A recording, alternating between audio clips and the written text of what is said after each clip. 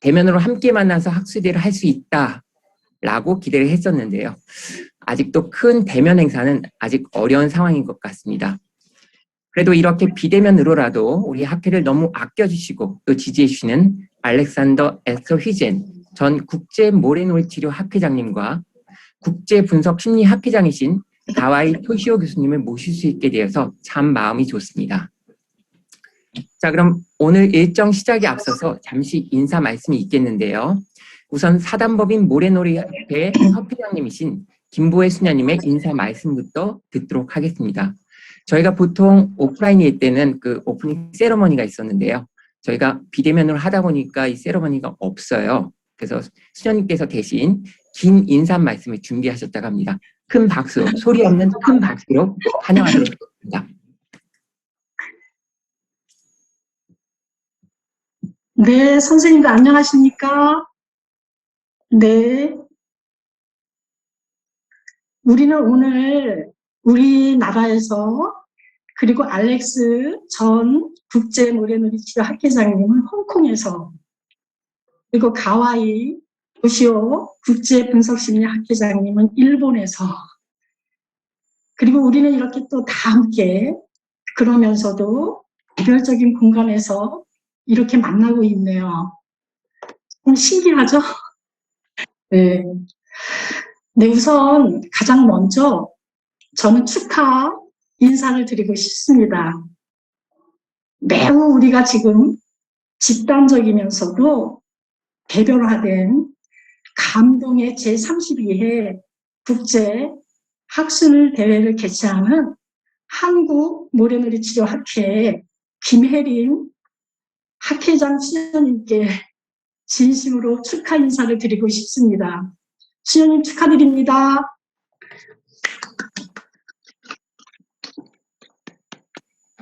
또한 한국학회 카스트를 믿어주시고 격려와 지지를 보내주시는 알렉스 전 회장님 그리고 가와이 도시오 회장님께 늘 진심으로 감사드리고 있고 오늘 또 이 자리를 비롯해서 감사 인사 드리고 싶습니다. 저는 요즘에 우리 선생님들을 기억하면 제 마음속에 감사라는 단어만 맴돕니다. 많이 바쁘게 지내셨죠? 저는 그 작년에 코로나19로 인해서 모든 것이 정지되었을 때 모래놀이 치료실의 소품을 하나하나 닦아주면서 정말 처음으로 소품들에게 고마움을 표했습니다. 그러고 난 다음에 선반에 가지런히 정리해주면서 또 치료실을 깨끗하게 청소해주고 정말 처음으로 모처럼 모래놀이 치료실에 또 감사를 표했습니다. 그런데 그러고도 또 코로나19는 제게 할 일을 찾게 만들었습니다. 정말 처음으로. 그래서 생각 끝에 오랫동안 방치되어 있는 공간으로 코로나19는 저를 이동시켰습니다. 이제는 더 본격적인 노동을 했습니다. 벽돌을 쌓는데 보조를 하고 보도블록을 깔고 흙을 개간하기 시작했습니다. 그러한 과정 끝에 그 장소에 한국모래놀이 상담연구소를 지난 3월 25일에 오픈하게 되었습니다. 연구소 소장님은 오늘 사회를 보시는 숭실대학교 교수님이시고 또 한국모래놀이치료학회 교수님 부회장이십니다. 또한 국제모래놀이치료학회 이사이신 이성규 교수님이십니다. 요즘에 교수님이 정말 국제적으로 카스트를 위해서 대단히 애쓰고 계십니다. 이 자리를 비롯해서 교수님께 감사 인사를 드리고 싶네요. 교수님 고맙습니다.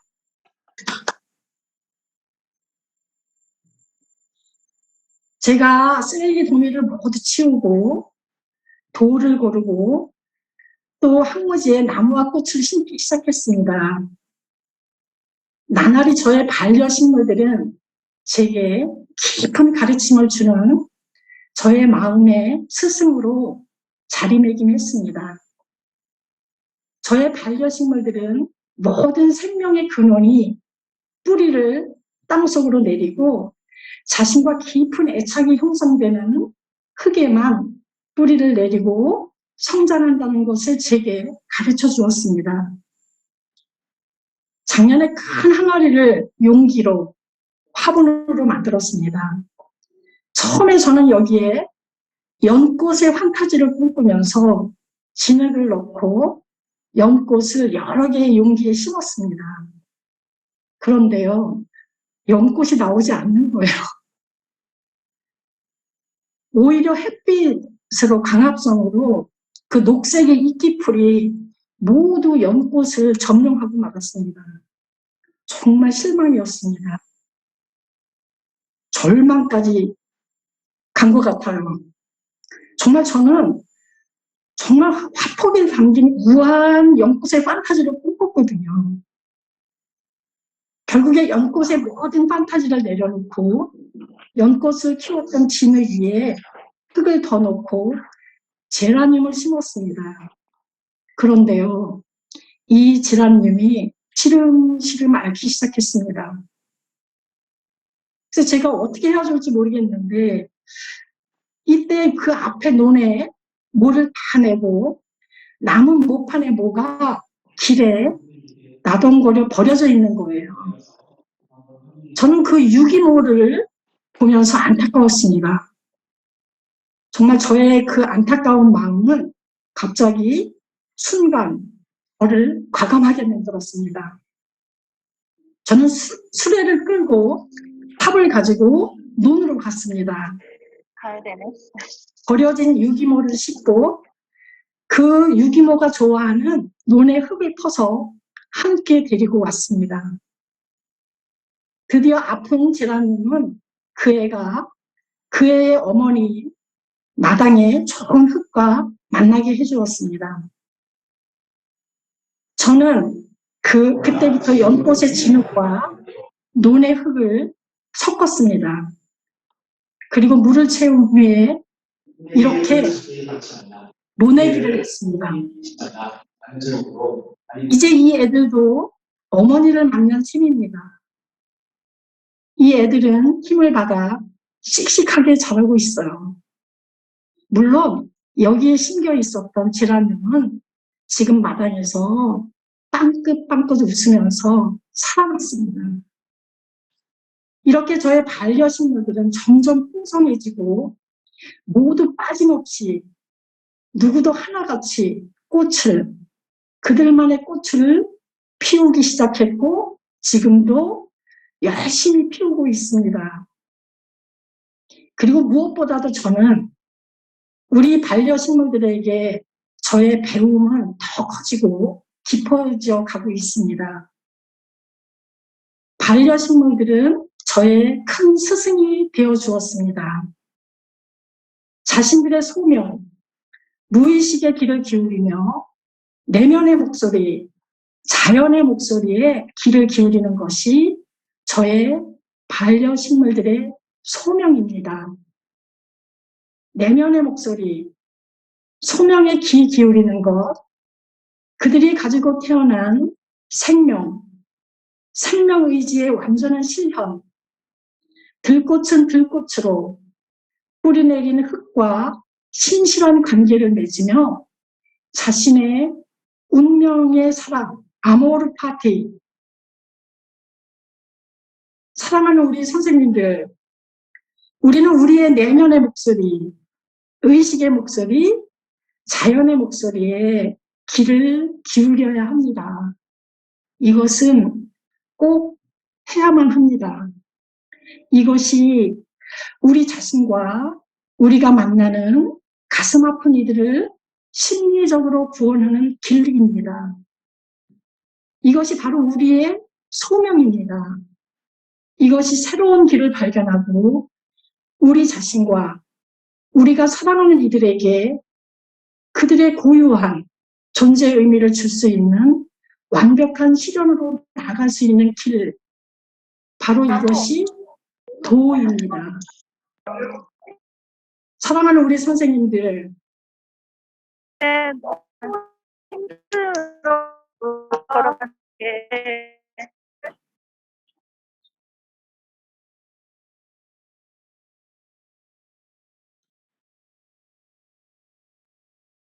수현이 음소거 해지됐어요.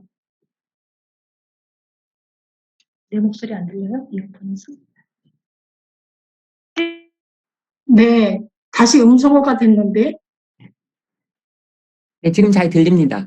네, 선생님들 오늘 뜻깊은 시간 속에서 좋은 시간 되시고 건강하시고 또 기쁨 충만하시기를 기원합니다. 고맙습니다. 네, 따뜻한 스토리가 있는 감동의 메시지 전달해 주신 김보혜 수녀님께 다시 한번 큰 소리 없는 박수 부탁드립니다. 고맙습니다. 자, 그럼 이어서 이번 학술대회를 주관하시는 한국 모래놀이 치료 학회장님이신 김혜림 수녀님의 인사 말씀 듣도록 하겠습니다. 네, 안녕하세요. 김혜림 수녀입니다. 저는 두 마디만 하겠습니다. 네, 오늘 학술대회 많이 기쁘고 유익하시기 바라고요. 네, 불편함 없이 또 무사히 잘 마치기를 기도하는 마음으로 참여하겠습니다. Alex, thank you for your joining us. 감사합니다.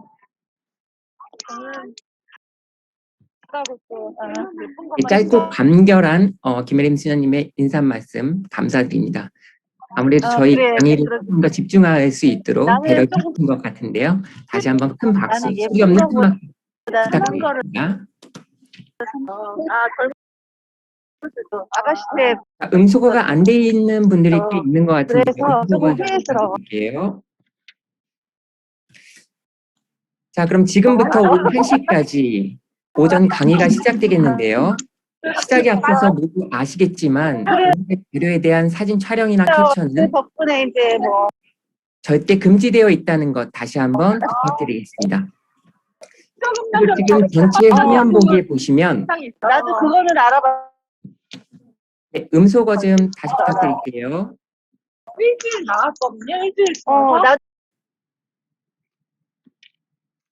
네, 이제 정리가 된 것 같은데요. 다시 계속해서 진행하도록 하겠습니다. 지금 전체 화면 보시면 발표자 보기 옵션이 있는데요. 그것을 클릭하시면 발표자와 통역자 선생님을 집중적으로 볼 수 있어서 집중하시기에 도움이 될 것 같습니다.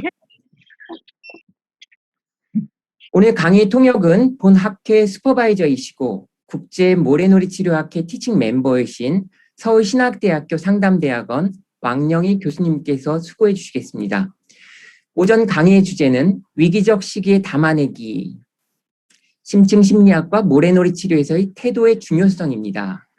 강의는 전 국제 모래놀이 치료 학회장님이시고 정신과 전문의 국제 윤분석가이신 알렉산더 에스터 휘젠 교수님께서 해주시겠습니다. Alex, can you hear me? Could you turn on your voice? Yes, I can hear you now. Okay, great. You have time until 1 p.m. and we're gonna have a 15-minute break in the morning. So please let us know Okay. whenever you want. Sure. Thank you very much. Right. 감사합니다. I just have to get rid of some notices here. And I'll just share my screen and then I will introduce myself. I prefer to share my own screen, so if you can stop sharing. 저는 지금 공유하려고 설정하고 있는 중이고요. 제가 여기서 스크린을 공유하려고 하니까 그쪽에서는 공유를 중지해 주셨으면 합니다. I can only share my screen when the other person stops sharing theirs. Yeah.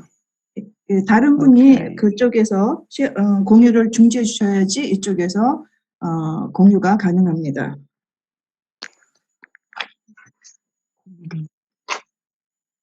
I'm just getting the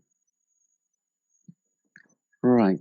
So, Naseo, first of all, I would like to thank you very much for this opportunity to be with you. It's very, very exciting. I've missed you very, very much. It's been such a long time since I've had contact with my colleagues in CAST. 예, 우리 카스트 한국 노래 출연학회하고 너무나 오랜만에 만나게 돼서 너무 좋고요. 그리고 또 이렇게 또 다시 초대해 주신 것도 정말 기쁘고 감사하게 생각합니다.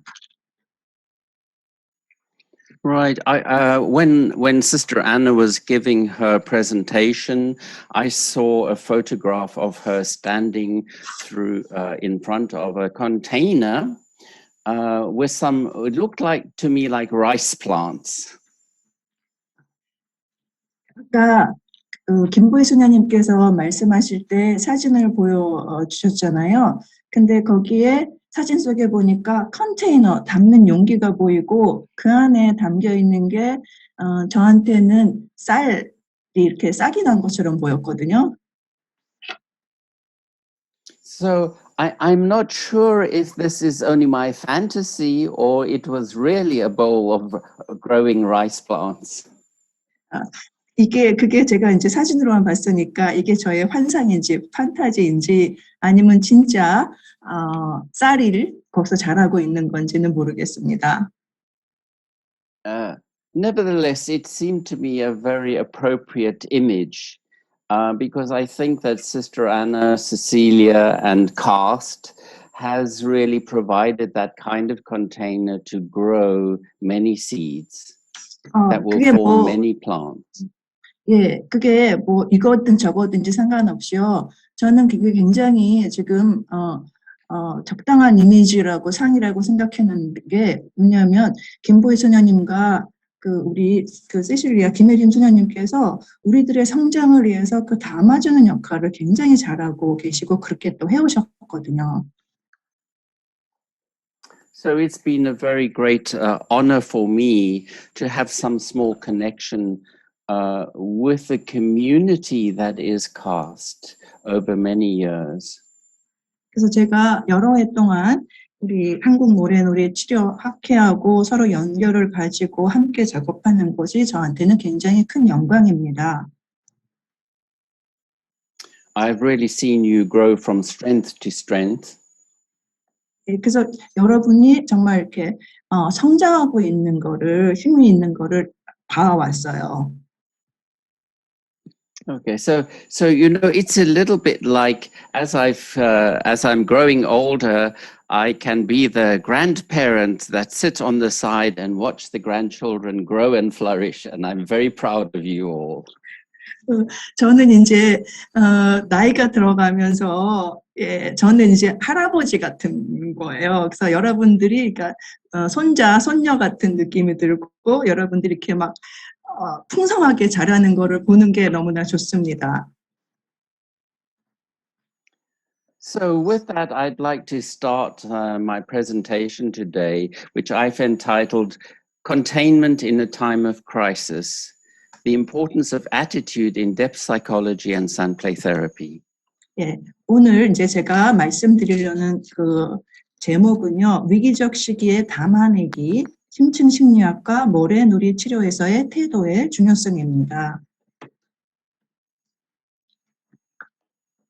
First of all, I want to clarify the use of the term containment. 저는 먼저 containment라는 Recording in progress.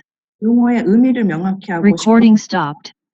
containment라는 말이 우리나라에 정확하게 한 단어로 떨어지는 번역이 없어요. 그래서 알렉스 선생님께서 전해주는 거를 제가 말씀을 드리고 그 다음에는 그냥 containment라는 말을 사용하도록 하겠습니다. So the word containment can have a lot of negative associations in times of a worldwide pandemic as we have at the moment because of all the painful restrictions it has taken to try and contain the spread of the virus. 이 containment, 그러니까 담아주는 건데요. Recording stopped. 네, 근데 이게 전 세계적으로 지금 전염병이 돌고 있잖아요. 그래서 이제 바이러스 확산을 막기 위해서 여러 가지 제안을 하고 있기 때문에 요즘에는 이 용어가 굉장히 부정적인 것하고 연관성이 있거든요. However, this is not the sense in which I use the word containment today. 그런데 그거는 그런 부정적인 그 의미로 제가 오늘 사용하려는 그런 뜻은 아니에요.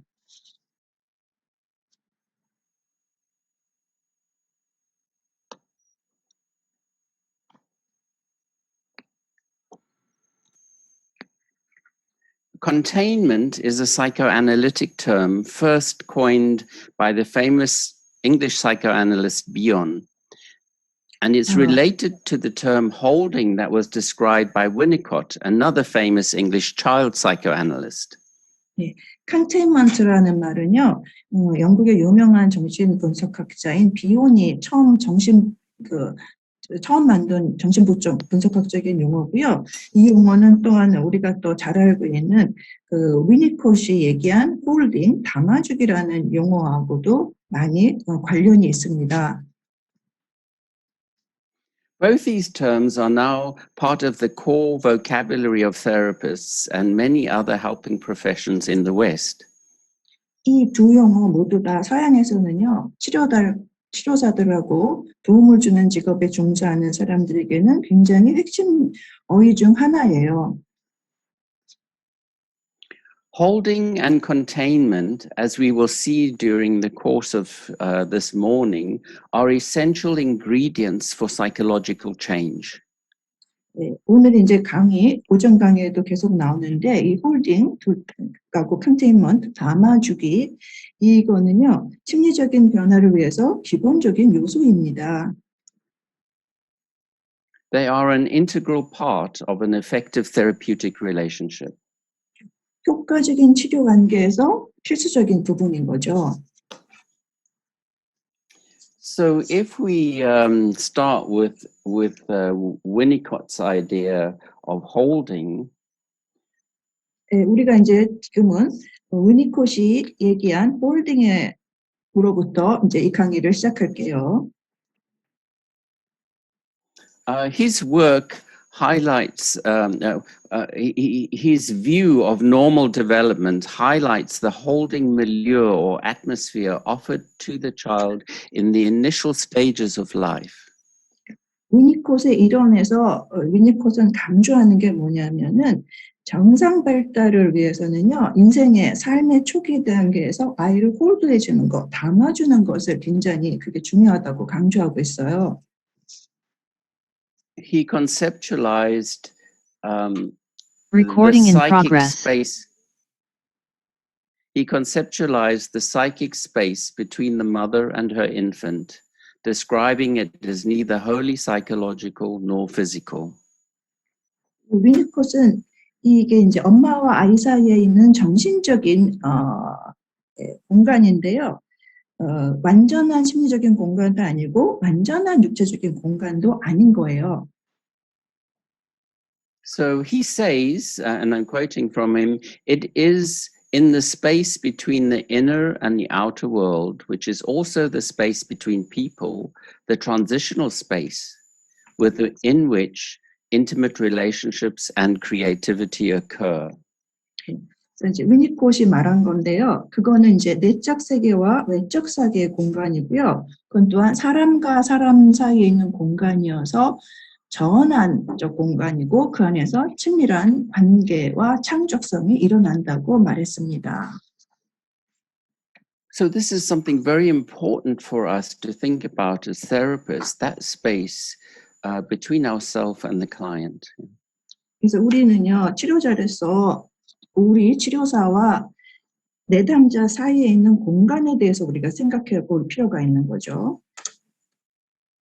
What kind of space are we providing and creating? 우리는 치료자로서 우리는 어떤 종류의 공간을 제공하고 만들어내느냐 하는 거예요. Winnicott called the space between the mother and infant the holding environment. 위니컷은요, 이것이 아동과 엄마 사이에 그러니까는 담아주는 환경이라는 거죠. The holding environment facilitates the child's transition to becoming more autonomous. 그래서 이 담아주는 환경에 있었기 때문에 아동이 자율적으로 되는 게 촉진이 됩니다. Failure on the mother's part to provide an adequate holding environment results in the child forming a false self. 어머니 편에서 담아주는 환경을 적절하게 제공하지 못하면은 거짓된 자기, false self를 발달시키게 돼요. So this is a kind of sense of self that is based on other people's expectations rather than on who the child actually is. 그래서 이거는 그러니까 실제로 아기가 누구냐 하는 것보다는 그 주변의 사람에 의해서 되는 거죠. So Winnicott argues one of the primary purposes of the therapist is to provide a holding environment for the client in order that the client may begin to recognize and meet previously neglected needs and facilitate the emergence of their true self. 그래서 그러니까는 위니콧은요 치료의 주된 목적 중 하나는요 그 내담자에게 담아주는 환경을 제공을 해가지고 내담자가 그 이전에 무시되었던 욕구라든지 그런 걸 충족하면서 true self, 진정한 자기를 나오게 하는 것, 그거를 촉진시키는 것이 치료의 목적이라고 위니컷은 주장했어요. Okay, so having talked about holding, I now want to move on to the term containment. 네, 지금 이제 홀딩, 담아주는 것에 대해서 얘기했고요. 이제 컨테인먼트에 대해서도 얘기를 하겠습니다. Containment is similar and yet fundamentally different to holding. 컨테인먼트 담아주기라고도 또 다르게 해석할 수 있는 이 컨테인먼트는요. 홀딩, 그런 담아주기하고 비슷하지만 근본적으로 다른 면이 있어요. Bion's theory of containing originates from the idea that the infant projects into its mother the feelings that are upsetting, fearsome, painful, or in some other way intolerable. 그 비욘의 컨테이닝하는 이론은요. 그 아기가 자기의 여러 가지 그 좋지 않은 감정들 있죠. 아이가 속상해하는 것, 무서운 것, 아픈 것, 고통스러운 것, 또는 다른 어떤 견딜 수 없는 감정들을 어머니한테 투사한다는 그런 생각에서 나온 거예요. The mother in turn feels this emotion herself and is able not to react to it. It's very important not to react to it, but instead to contain it and to digest it and then give it back to the child. 이번에 이제 엄마가 하는 일은 뭐냐면요. 엄마가 자기 자신을 안에서 그 감정을 아이가 본인한테 투자한 감정을 느끼고 근데 그것에 반응하지 않고 대신 그거를 담아주고 그거를 소화시키는 거예요. So the mother, Yong-hee, I'm just going to digress from the text for a moment. So the mother and infant are in a kind of projective identification. 그래서 and the mother, go ahead. 오케이. So 또 이제 그래서 투사적 동일시라는 게 일어나는 거거든요. 그러니까 아이가 자기 거를 이제 엄마한테 투사하는 거죠. 네.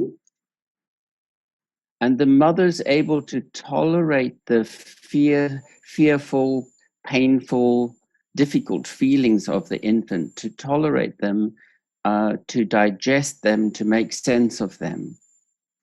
그래서 아이가 보내왔던 여러 가지 그 힘든 것들 있잖아요. 예, 그런 것들을 이 엄마가 참아내는 거예요. 그러면서 이제 소화시키는 거거든요.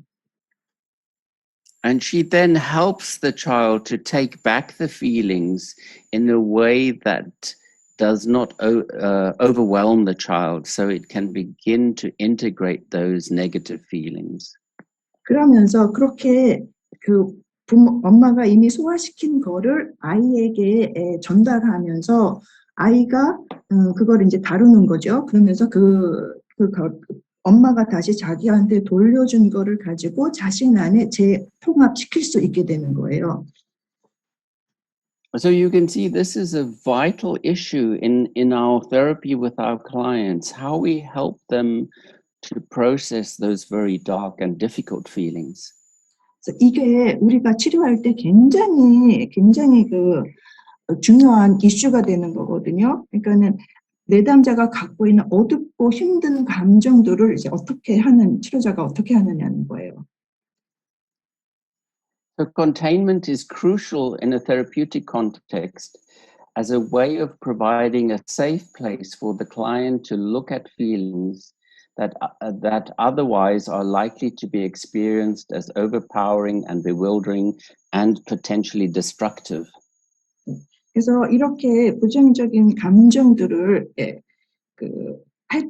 해주는 게 중요한 게 뭐냐면요. 지금 치료자가 제공하는 안전한 곳에 와가지고 이 감정을 다루는 게 중요하거든요. 그렇지 않으면 자기 안에 있는 감정들에 압도당하고 이게 뭔지 어리둥절하고 그리고 잠재적으로는 파괴적인 것으로 경험하게 된다는 거죠. So the importance of this in the healing process cannot be underestimated. 그래서 이것이 갖는 이 중요함을 이 치유 과정에서 우리가 과소평가할 수는 없습니다. Of course, as therapists, we really enjoy when the client is positive about us or positive about the therapy or very grateful, but it doesn't help them deal with their hate or their other more difficult feelings. 내담자가 와서 긍정적인 감정을 표현하는 건 좋지요. 그리고 그것에 이제 감사를 하는데, 내담자가 부정적인 감정, 그러니까 미움 같은 거를 이제 표현할 때 어떻게 하느냐는 거죠. The importance of this in the healing process, sorry, I've already said that. Individuals who have experienced extreme pain, fear, being deserted, anger, will often find it difficult to think. 극심한 고통을 당했다거나, 고통의 감정을 있다거나, 두렵다거나, 버려졌다거나, 분노를 경험한 사람들은요, 그런 거를 이렇게 떠올리고 생각하는 게 되게 어려워요. And they have especially difficulty with thinking about or reflecting on their emotions.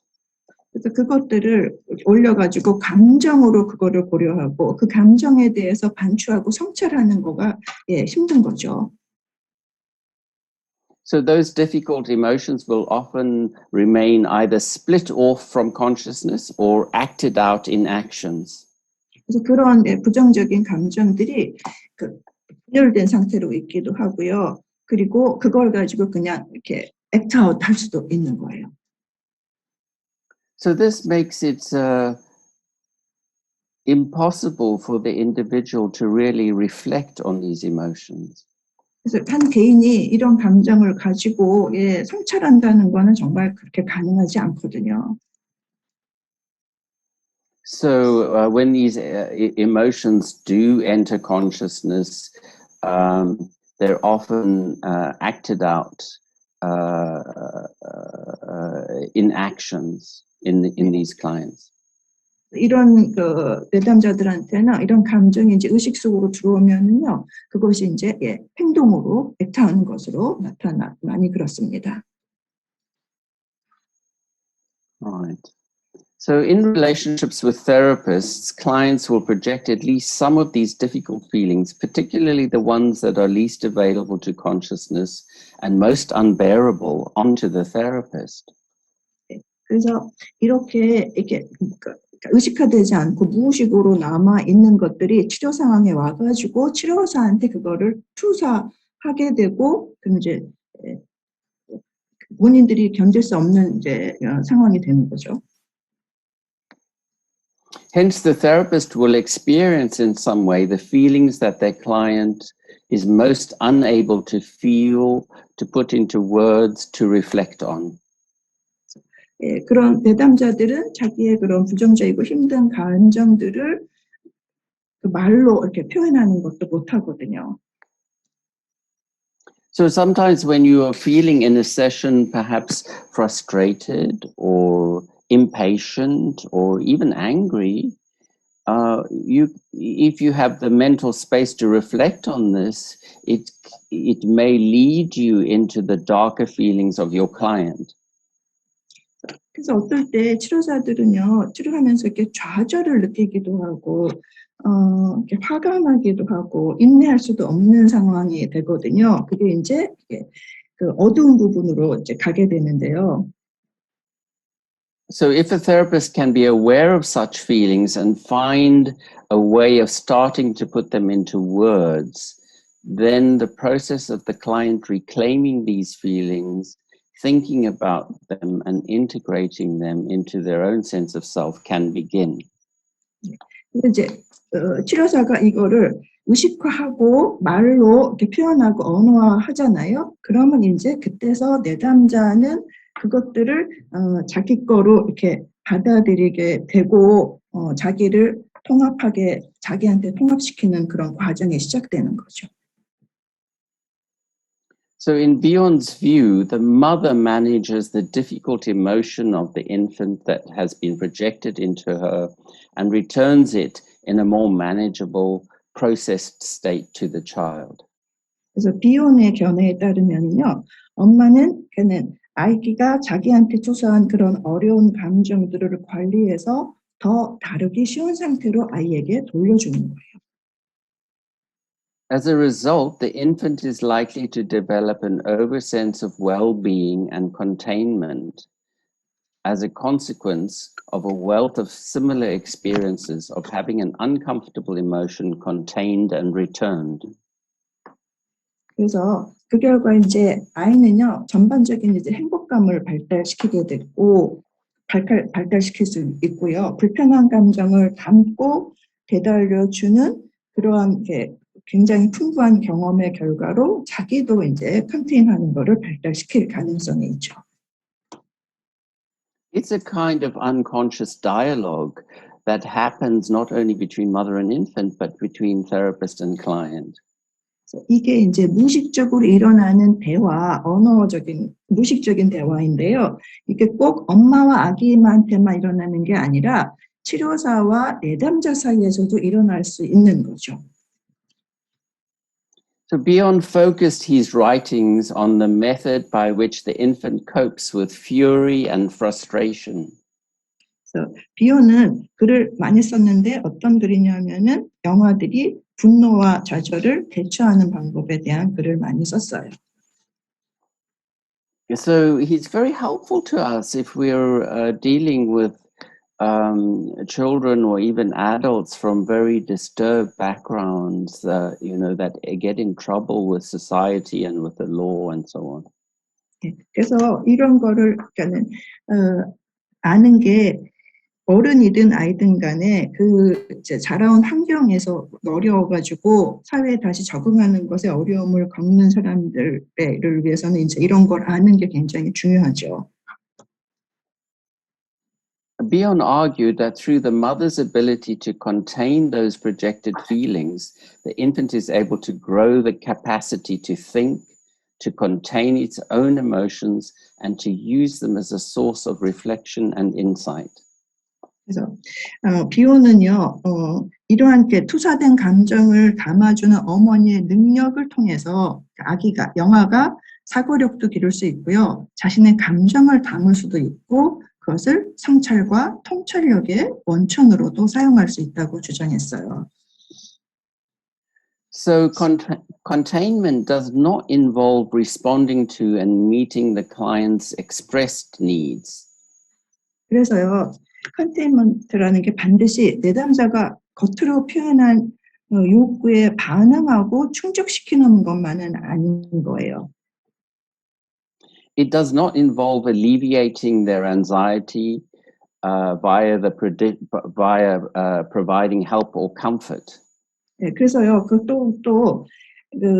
내담자가 그런 어려움을 표현하잖아요. 그러면은, 도움을 주거나 위로를 제공해가지고 내담자의 그런 어려움이나 불안을 덜어주는 것, 그런 것도 아니에요. Nor does containment involve the provision of medical aid, money, or advice. 그래서 또요, 의료적인 지원을 한다거나 돈을 준다거나 또는 어떤 조언을 제공하는 그런 것도 아닙니다. Containment involves a dialogue, both verbal and non-verbal, which looks to find expression for previously unspeakable things and experiences as they are projected into the psychotherapist.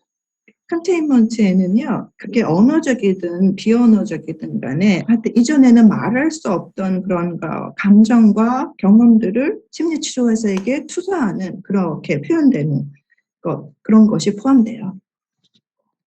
Okay, so that's by the way of introducing the ideas of holding and containment, which is really the topic of our study this morning. 네, 그래서 지금 여태까지 말씀드린 컨테인먼트와 홀딩에 대해서 이제 소개를 했는데 오늘 이제부터 시작할 내용하고 많이 관계가 있습니다. So moving on, I want to start with a personal anecdote. 네, 제가 오늘 개인적으로 경험한 거를 말씀드릴게요. In February 2020, my home city, Hong Kong, was in the midst of the first wave of the coronavirus pandemic. 저는 지금 홍콩에 살고 있는데요. 2020년 2월에 코로나 바이러스 그 전염병이 1차 대유행에 홍콩의 중심에 있었어요. Schools and public facilities were closed. Government employees were instructed to work from home. Private companies were asked to follow suit, and the public advised to stay at home unless absolutely necessary. 학교와 공공시설은 전부 문을 닫았고요. 공무원들은 재택근무를 했고 민간 기업들도 이렇게 따르도록 했고 사람들은요 꼭 필요한 경우가 아니면 집에 머물러라고 그렇게 이제 지시를 받았어요. It was our first experience of prolonged social isolation. 우리는 이런 장기간의 사회적인 고립을 처음으로 경험한 거죠. I'm very lucky. I'm fortunate enough to have a garden. 다행히요, 우리 집에는 정원이 있었어요. And one bright sunny morning, I came across these two swallowtail butterflies going about the business of spring. 그래서 어느 밝고 화창한 아침이었는데요. 호랑나비 두 마리가 우리 정원으로 온 건데요. 그 두 마리가 이제 짝짓기에 열심히 있었거든요. With determined focus, they concentrated on their engagement with each other, oblivious of me or indeed of the pandemic.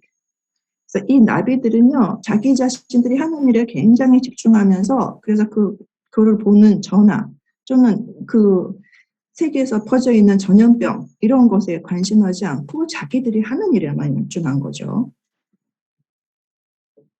It seemed that nature's drive for procreation and new life continued independently of the death and destruction being visited upon thousands of people throughout the world. 그 당시에 전 세계에 이제 수천 명한테 찾아온 죽음이 있고 파괴적인 거였잖아요. 그것에는 아랑곳하지 않고 이 두 마리의 그 나비는 자연의 그 생육하고 생명 이런 것을 추진하는 것이죠. 그거를 계속했어요. It then occurred to me that the virus too is part of nature, going about its pre-programmed business, just as much as the two butterflies creating new life in the spring sunshine. 그래서 저는 또 갑자기 이런 생각도 드는 거예요. 이 바이러스도 또 예, 자연의 일부로서 자신에게 감당될 주어진 일을 이제 하는 거죠. 그래서 역시 여기에 예, 이 두 마리만큼이나 자연의 일부로 하는 거라는 생각이 들었습니다.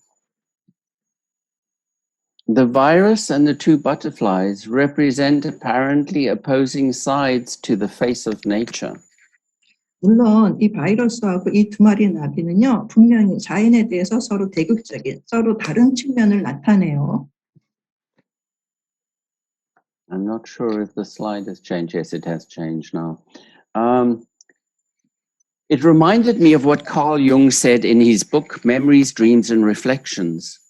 또한 이제 제가 생각이 난 게 칼 융이 그의 저서 기억, 꿈, 회상이라는 책에서 이야기한 게 생각났는데요. He said, nature is not only harmonious, she is also dreadfully contradictory and chaotic. 자연은요, 조화로울 뿐만 아니라 영어로 she라고 하네요. 여자네요. 무시무시하게 모순되고 혼란스럽습니다. 라고 융이 그 책에서 얘기했어요. In my reflections about my experience in the garden with the butterflies, it seems I was confronted with the opposite faces of nature.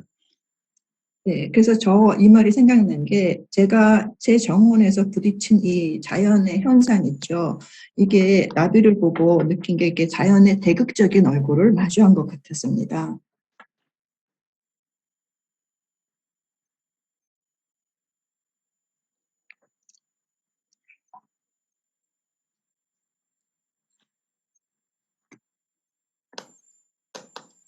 There's a slight time delay with the slides. 네, 슬라이드가 조금 늦어지고 있어요.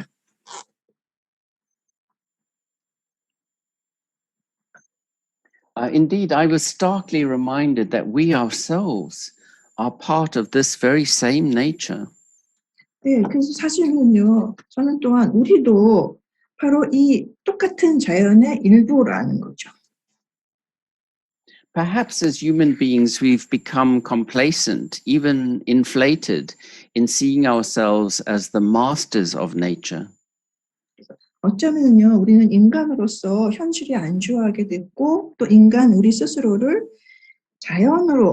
자연의 주인으로 그렇게 보면서 이렇게 팽창되어 있는 상태일지도 모르죠.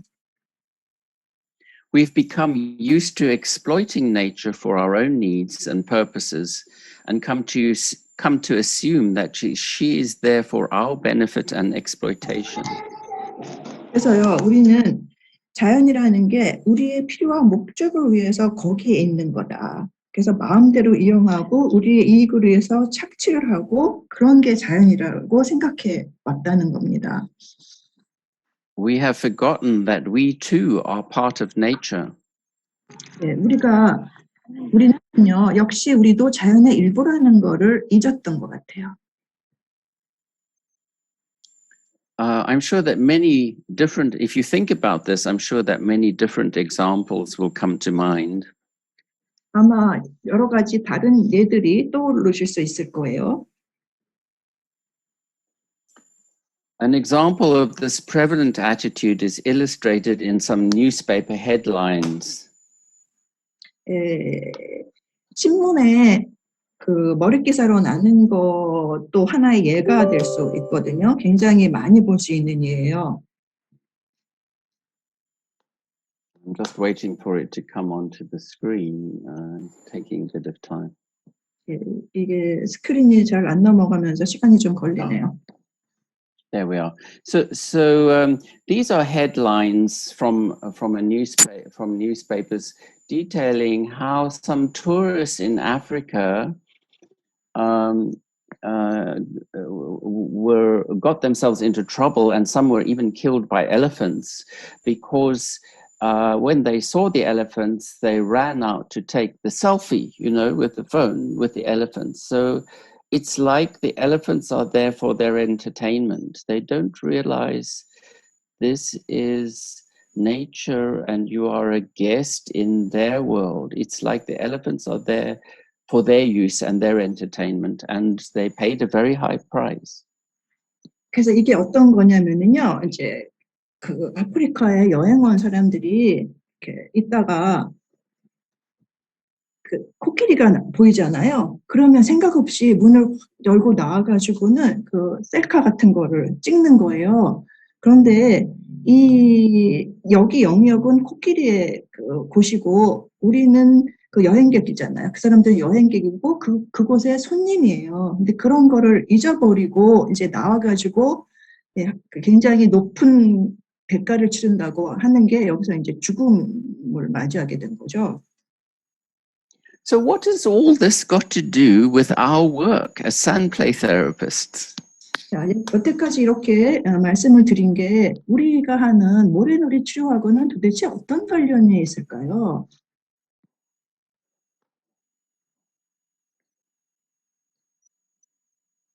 Well, Carl Jung says that the products of the unconscious are pure nature.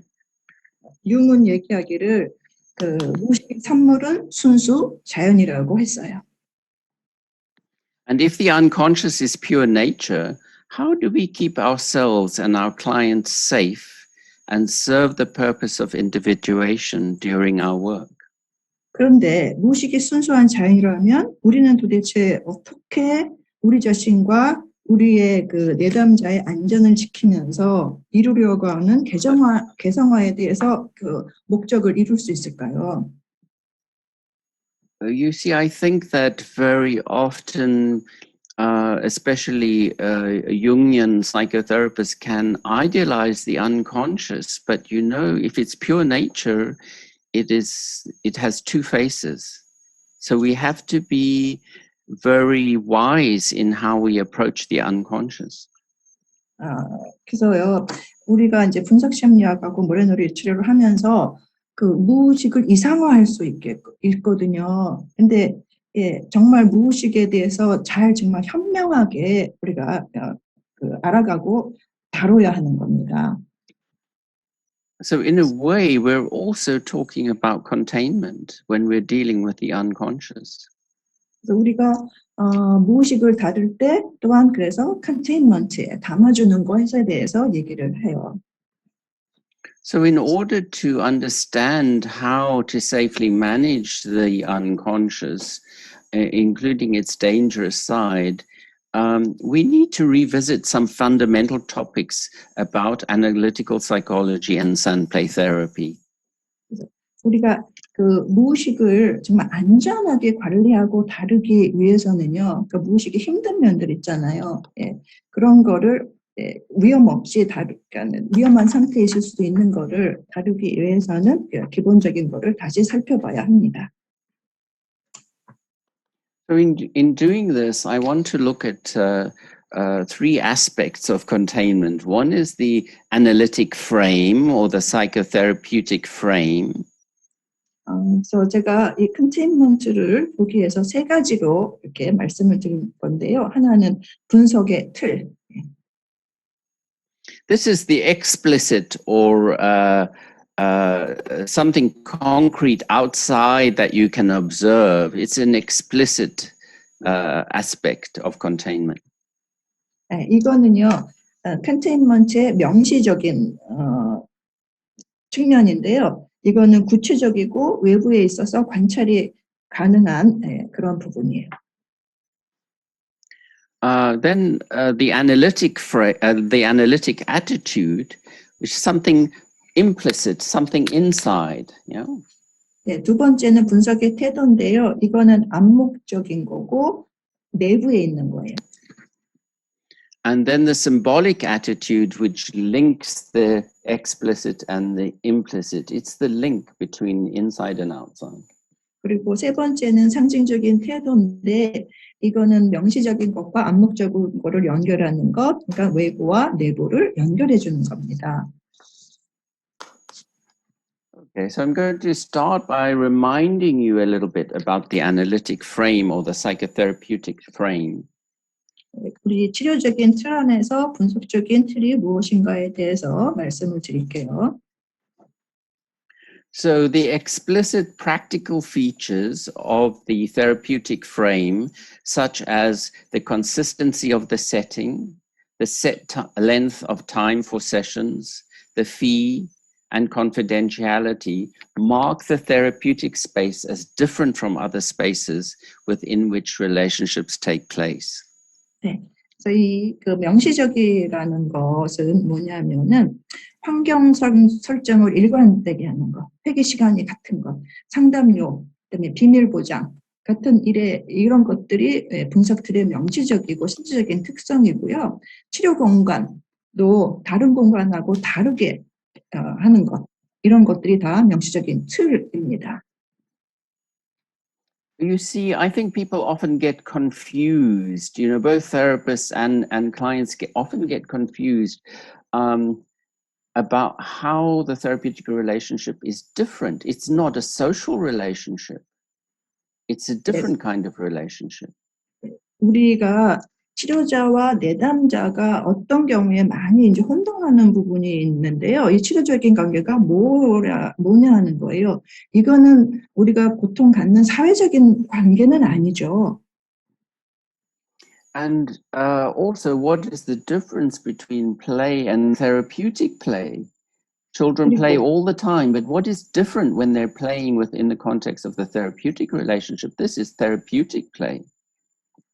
우리가 또 생각해 볼 수 있는 게 아이들은 항상 놀거든요. 근데 그 놀이라는 거, 아이들이 일상생활에서 노는 놀이라는 것과 치료 관계에서 치료적인 놀이라는 거는 도대체 어떻게 차이가 나는가 하는 겁니다.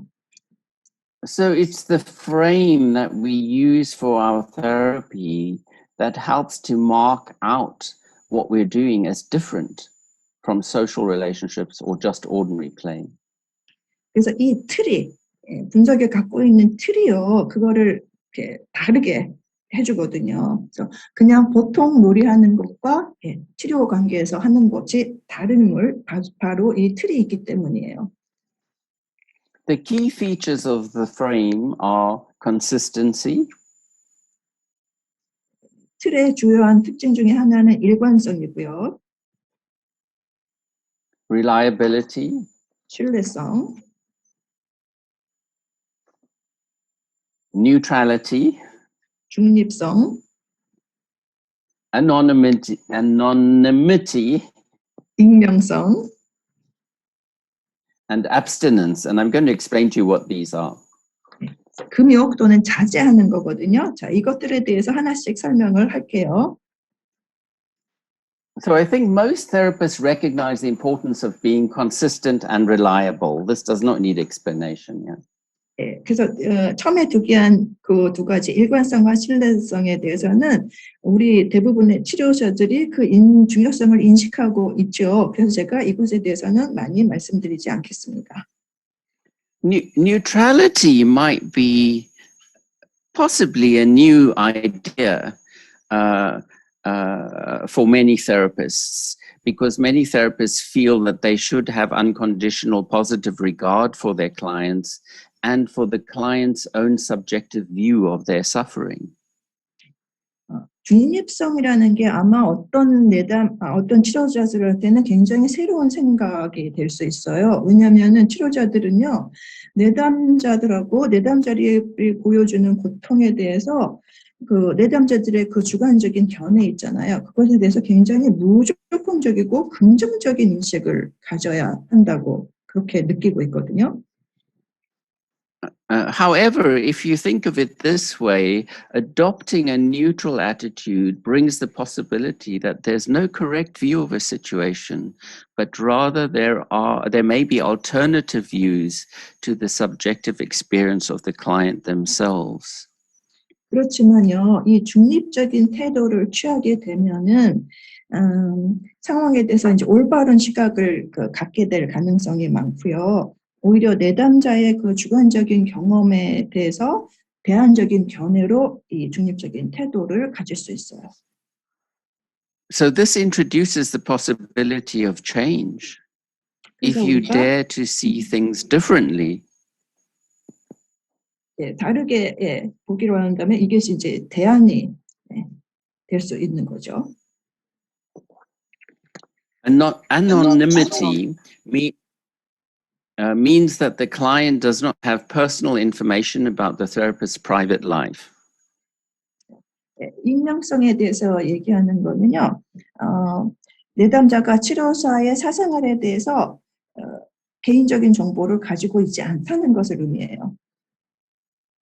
This makes it possible for the client to project their internal world onto the therapist in an unhindered way.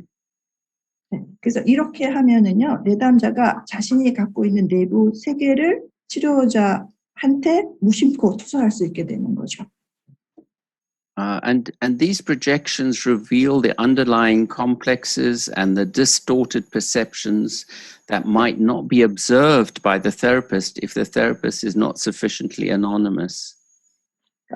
그러니까 치료사가 이 익명성을 가지지 않으면은요, 치료자가 그렇지 않으면은 관찰하지 못할 수 있는 그 밑에 깔려 있는 근본적인 컴플렉스나 왜곡을 잘 못 볼 수가 있는데 이렇게 익명을 하면은 이제 내담자가 그거를 드러낼 수 있는 거죠. So I will give a little practical example in a moment, but I just want to talk a little bit about the last, which is abstinence. 그래서 이제 실제 예를 보여줄 건데 그 하기 전에 제가 절제 또는 금욕에 대해서 얘기를 하겠습니다.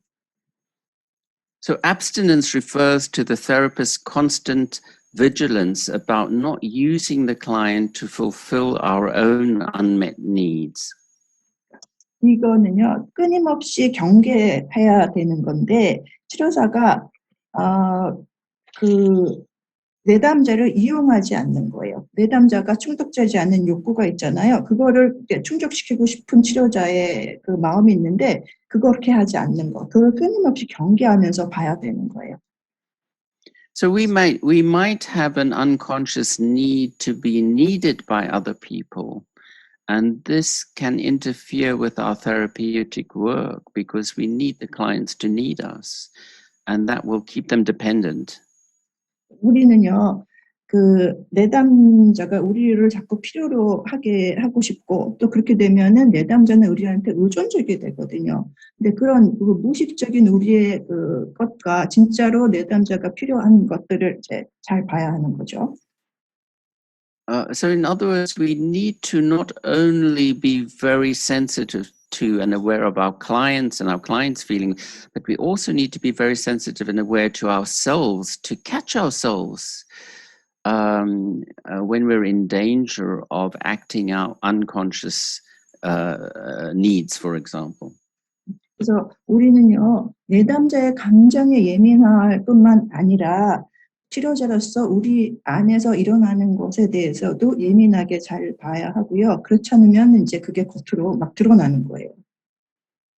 So do think about the frame. What frame do you have for your sound play therapy practice?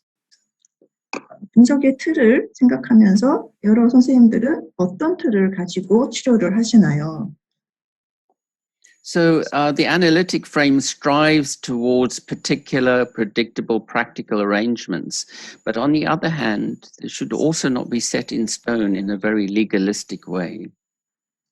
그래서 분석의 틀이라는 게 굉장히 특정적이고 예측 가능하고 실질적인 배치를 위해서 사용되는 것이지만 이렇게 돌멩이에 새긴 것처럼 이렇게 고정된 거는 아니에요. 굉장히 융통성이 있어야 해요.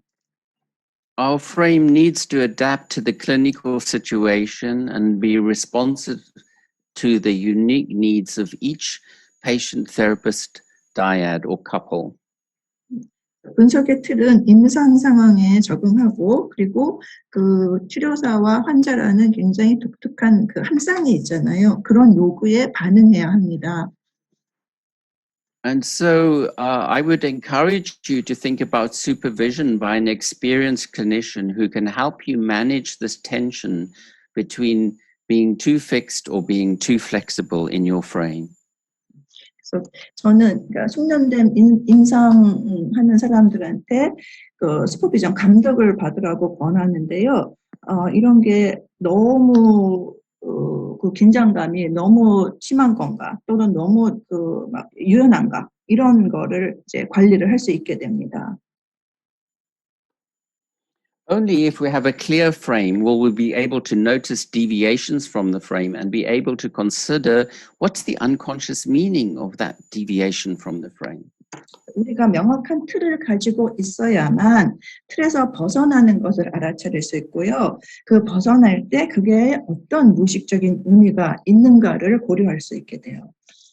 For example, if we as therapists are not consistent in starting our sessions on time, we will not have a marker which enables us to notice the client who turns up early every time for our session, or indeed consistently turns up late for our sessions. 그러니까 예를 들어서 그 치료자가 상담을 항상 제 시간에 시작하지 않는 거예요. 그렇다면은 어떤 내담자가 꾸준히 상담에 일찍 온단 말이죠. 그 의미를 우리가 어떻게 알 것이며 또 계속 늦게 오는 지속적으로 늦게 오는 내담자도 있는데 그 내담들을 알아챌 수 있는 인식할 수 있는 기준이 없어지는 거죠. And if we are not aware of these deviations from the frame, we will not be able to investigate their unconscious meaning. 그러니까 우리가 스스로 틀에서 벗어나고 있다는 것을 알지 못하면 그 틀에서 벗어난다는 것의 무의식적인 의미를 그 뜻을 조사할 수 없어요. Indeed, we may miss unconscious anxieties client has about engaging in the therapeutic relationship with us. 예, 그래서 우리와 함께 내담자가 그 받는 관계들을 맺으면서 가질 수 있는 여러 가지 무의식적인 것들을 못 알아차릴 수가 있어요. You have to admit, if someone is consistently always arriving 5 minutes late, they are communicating something to you, something unconscious that they're acting out, and you have to investigate the meaning of it. But if you don't have a regular starting time, you will not notice the difference. 만약에 여러분이요, 항상 5분씩 늦는 내담자가 있다고 합시다. 그러면 이 내담자는 매번 5분 늦으면서 무의식적으로 전달하고 싶은 게 뭘까요? 그게 시간을 넘어서는 거니까 액트아웃 한 거잖아요. 근데 이제 그게 우리가 그 치료자도 마음대로 이거 시간을 하고 있다면은 그 의미를 알 수가 없는 거죠. Okay, so I want to talk about some aspects of the frame. First of all, the frame as an anchor in reality. 틀에 대해서 조금 더 말씀드리면 현실에서 다체로서의 틀이 있고요. One of the key functions of the frame is to anchor the therapy in reality. 틀의 주요 기능 중 하나는요, 치료를 현실에 이렇게 내리게 하는 거예요. 고정시키는 거예요. 유지하는 거. So if you here's an example. If you think about it this way. 이렇게 이제 한번 예를 봅시다. The intimacy of the therapy will stir up many fantasies and primitive longings for nurture from a carer in the client. Yeah. 예, 치료가 갖는 친밀함이 있죠. 그것에서 이제 내담자가 환상이 생길 수 있거든요. 그러니까 내담자는 보호자가 양육하는 것에 대한 굉장히 원시적인 그 바람, 열망을 갖게 될 거예요. So the practical limitations of only being available for a set amount of time on a particular day helps to ground the relationship in reality. 그래서 특정한 시간에 정해진 시간에 상담을 할 수 있게 이렇게 제한하는 거는 현실 관계에 도움이 돼요. This limitation of reality may also stir up feelings of neglect and rejection in the client, which are important for the therapist to notice, to name, and to explore. 근데 이런 현실적인 한계가 있는 것이요. 내담자가 어쩌면은 무시당하는 것 같고 거부감을 느낄 수 있고요. 그래서 이런 감정들을 치료자가 명명하고 더 알아보는 것이 중요하죠. While we hope that our empathy and care will provide a repairing experience, the therapeutic relationship will also invariably frustrate and disappoint the patient. 그래서 우리가 공감하고 보살펴주는 것이 내담자가 회복을 경험하는 것을 바라면서 그렇게 하지만 이 치료적인 관계는요, 또 언제든지 환자를 힘들게 하고 좌절시키고 실망시키는 부분이 있어요.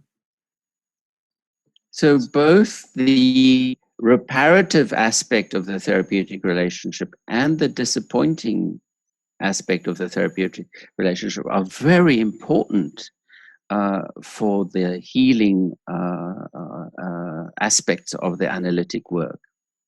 이 두 가지 측면이요. 그러니까 치유하는 거하고 내담자가 좌절하는 그런 거가 모두 다요. 이 분석 작업에서 굉장히 중요한 측면이에요. As the client comes to see us, they build up a way of seeing the therapist so that we become a particular object in their mind. 내담자는요. 자기들의 마음속에서 우리 치료자가 특별한 대상이 되는 거죠. 그렇게 이제 치료사를 보게 되는 거예요. Depending on the client's experience in their own early development, their unconscious expectation may be that the therapist will be neglectful or even persecuting. 내담자의 초기 인생 발달 경험이 무엇이었는지에 따라서요. 그 내담자는 무의식적으로 이 치료사가 나를 소홀히 대하고 있구나, 심지어 나를 박해하는 거라 그렇게 생각할 수도 있어요. Alternatively, there may be an unconscious need to keep the therapist in an idealized position so that they always have a good object to return to. 그리고 또는 치료사를 굉장히 이상적으로 생각이 그렇게 세워놓고서는요. 항상 글로 돌아가는 대상으로 만들어 버릴 수도 있어요. Nevertheless, the reality is that sooner or later, this unconsciously determined way of seeing the therapist will be challenged when, for some reason, we ourselves break the frame. 하지만요, 현실은 조만간 어떤 이유로든 우리가 자신의 틀을 깰 때요. 이렇게 되면은 이 치료 방법이 도전을 받게 되거든요. The frame is not only important for the client, it's also important for the therapist. 그래서 그 틀이라는 게 치료할 때 내담자한테만 중요한 것이 아니라 치료사한테도 중요해요. In the same way as the patient can experience us as an all-power figure, we can experience the patient, for example, as the needy child part of ourselves. 그러니까 환자가 우리를 전능한 존재로 경험할 수도 있잖아요. 그러면은 비슷하게요. 우리도 환자를 우리 자신의 부족했던 어린 시절로 경험할 수 있는 거예요. Projections like this can arouse a wish to repair past hurts of our own through the patient. 그렇게 이렇게 수사를 하기 시작하면은 이런 환자를 내담자를 통해서 우리가 치료자로서 갖고 있는 지난 시절의 상처를 치료하고 싶은 소원이 생겨요. So by having a clear frame, it helps us to self-monitor our own unconscious impulses. 그래서 이렇게 틀을 가지게 되면 우리 안에 있는 무의식적인 충동을 우리 스스로 관찰할 수 있게 됩니다. For example, if we find ourselves extending a session beyond the agreed time of the session, the deviation warns us that something in the relationship and ourselves needs to be attended to. 그러니까 예를 들어서 만약 우리가 서로 정한 시간보다 더 이상 이제 시간을 지나쳐서 상담을 하게 되잖아요. 이거는 이제 틀에서 벗어나는 거죠. 그렇게 되면은 우리 스스로 자신에 대해서 그리고 우리의 치료의 관계에 대해서 좀 더 주의를 기울여야 한다는 경고인 거예요. So I will just say very quickly something about the frame as a holding environment, and then we'll have a break after that. So if you can hold on your concentration, I know you've had to concentrate very hard. If you can hold on for another 5 or 10 minutes, and then we can have a break.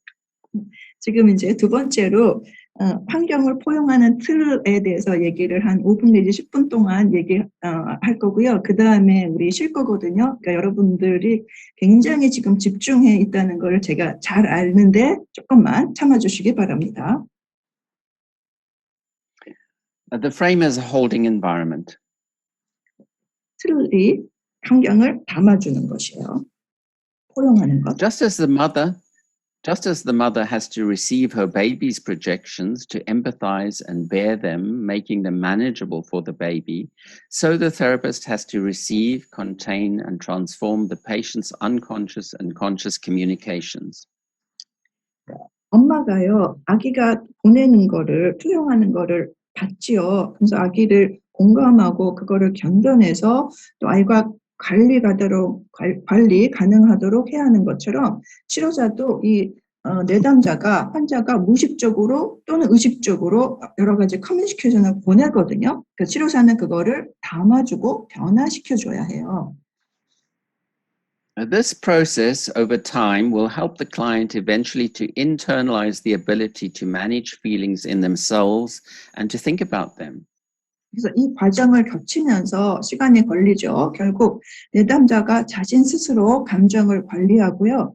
그것에 대해서 생각하는 능력을 내면하고 그런 데 도움이 될 것입니다.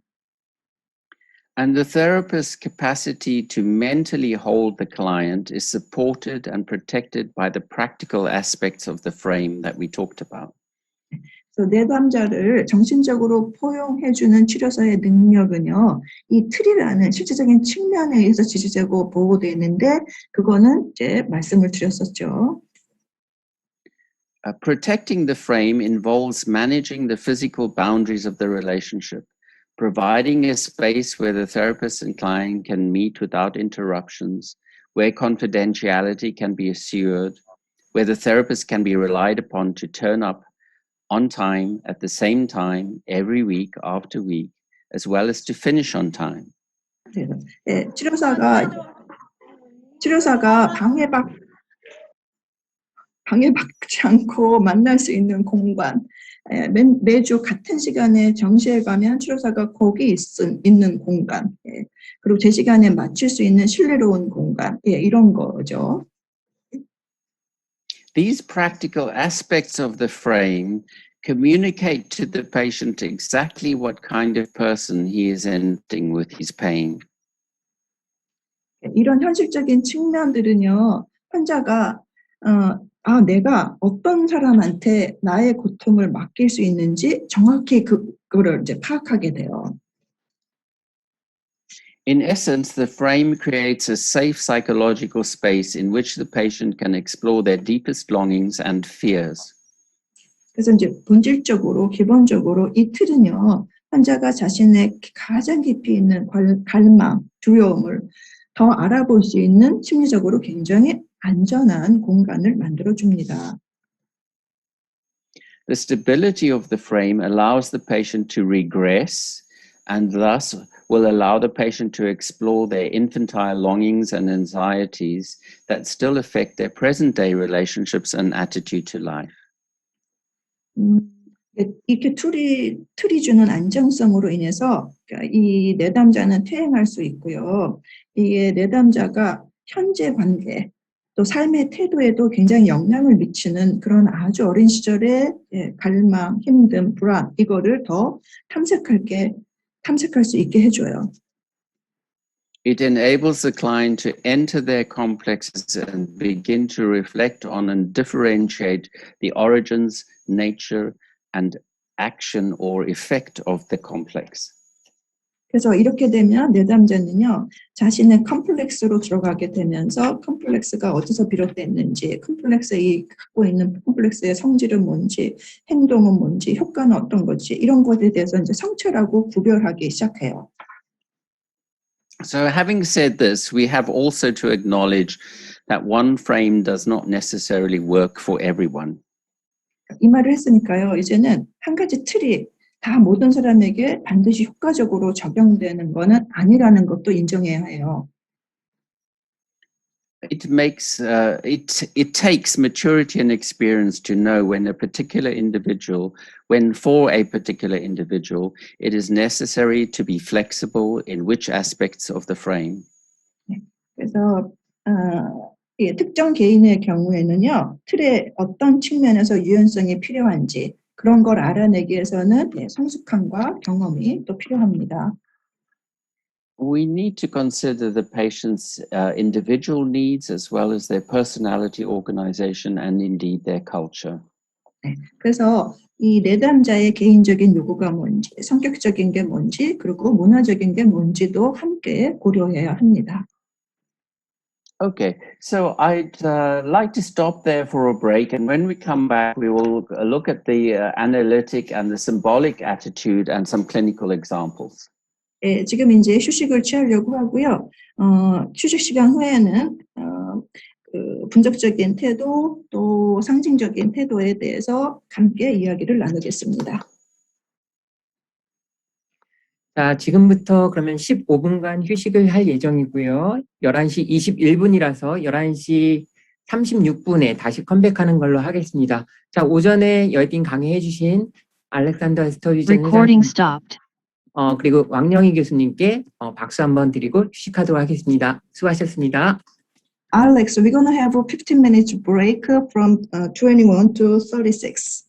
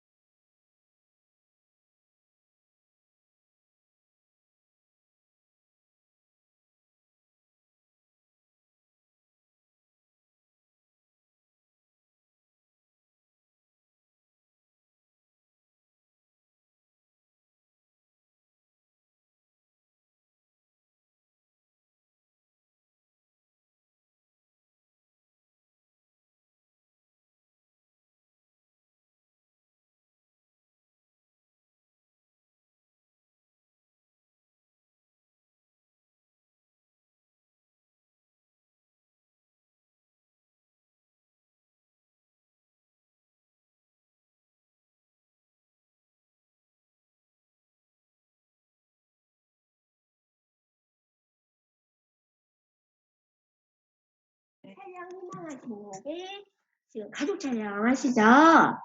네네. 가족. 어디가 없어? 그다음에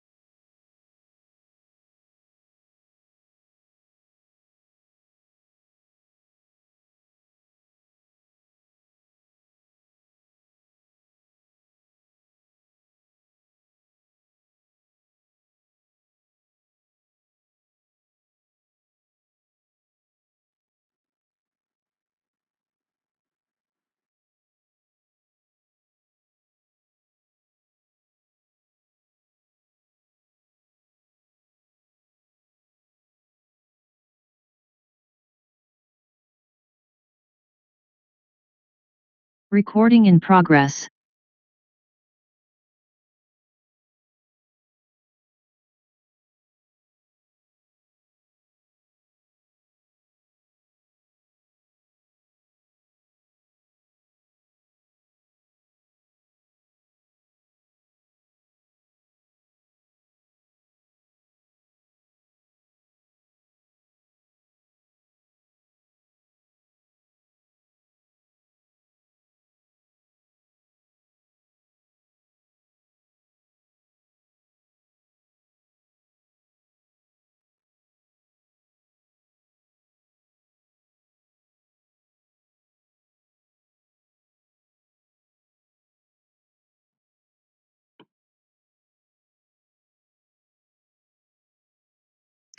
자, 그럼 바로 이어서 강의 계속될 텐데요. 알렉스 선생님께서 직접 채팅창에 남겨주신 것처럼 비디오는 켜주시고요. 그리고 음소거 다시 한번 부탁드리겠습니다. 공동 호스트가 여러분께서 고생을 해주고 계신데 500명이 넘다 보니까 이게 쉽지가 않네요. 음소거 다시 한번 부탁드리겠습니다. 그럼 바로 강의 진행하도록 하겠습니다.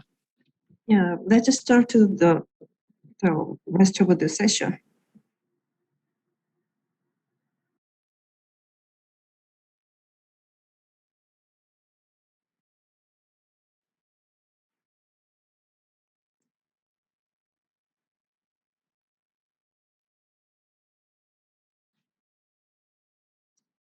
Alex, are you there?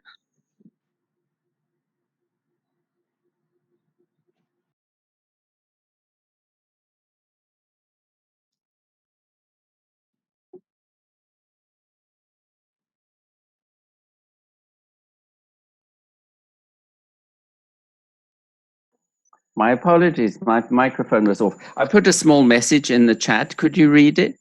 Yeah, we translated already during the break. Oh, wonderful. Perfect. Great. Thank you. Okay, shall we continue? Yeah, 시작할까요? Okay, so let's pause a moment to think about the analytic attitude. 네, 이제 잠시 분석적인 태도에 대해서 생각해 보겠습니다. It may seem like a natural response to suffering, therapists to want to gratify the spoken and unspoken needs of the client.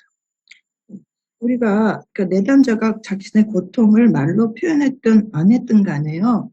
치료사가 내담자의 고통을 만족시키고 싶어 하는 것은 고통에 대해서 우리가 자연스럽게 보이는 반응일 거예요.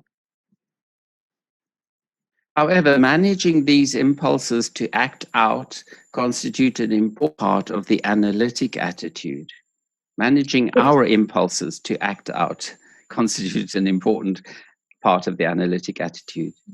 그런데 이런 그 충동적으로 떠오르는 이런 거를 행동으로 옮기지 않도록 우리가 그 매니지하는 거, 관리하는 거는 분석적인 태도에서 굉장히 중요한 부분이거든요. For example, agreeing to see the patient out of hours unless it's a very serious emergency, or accepting social invitations are inappropriate degrees of gratifying the patient's needs. 예를 들어서요, 매우 심각한 응급 상황이 아닌데도 근무 시간 외에 내담자를 만난다거나 내담자가 초대하는 것, 사회적인 초대에 응한다는 것은 이 내담자의 요구를 부적절하게 만족시켜주는 거죠. Similarly, requests by the patient for self-disclosure by the therapist are opportunities to understand the client, which we will lose if we simply give a direct answer.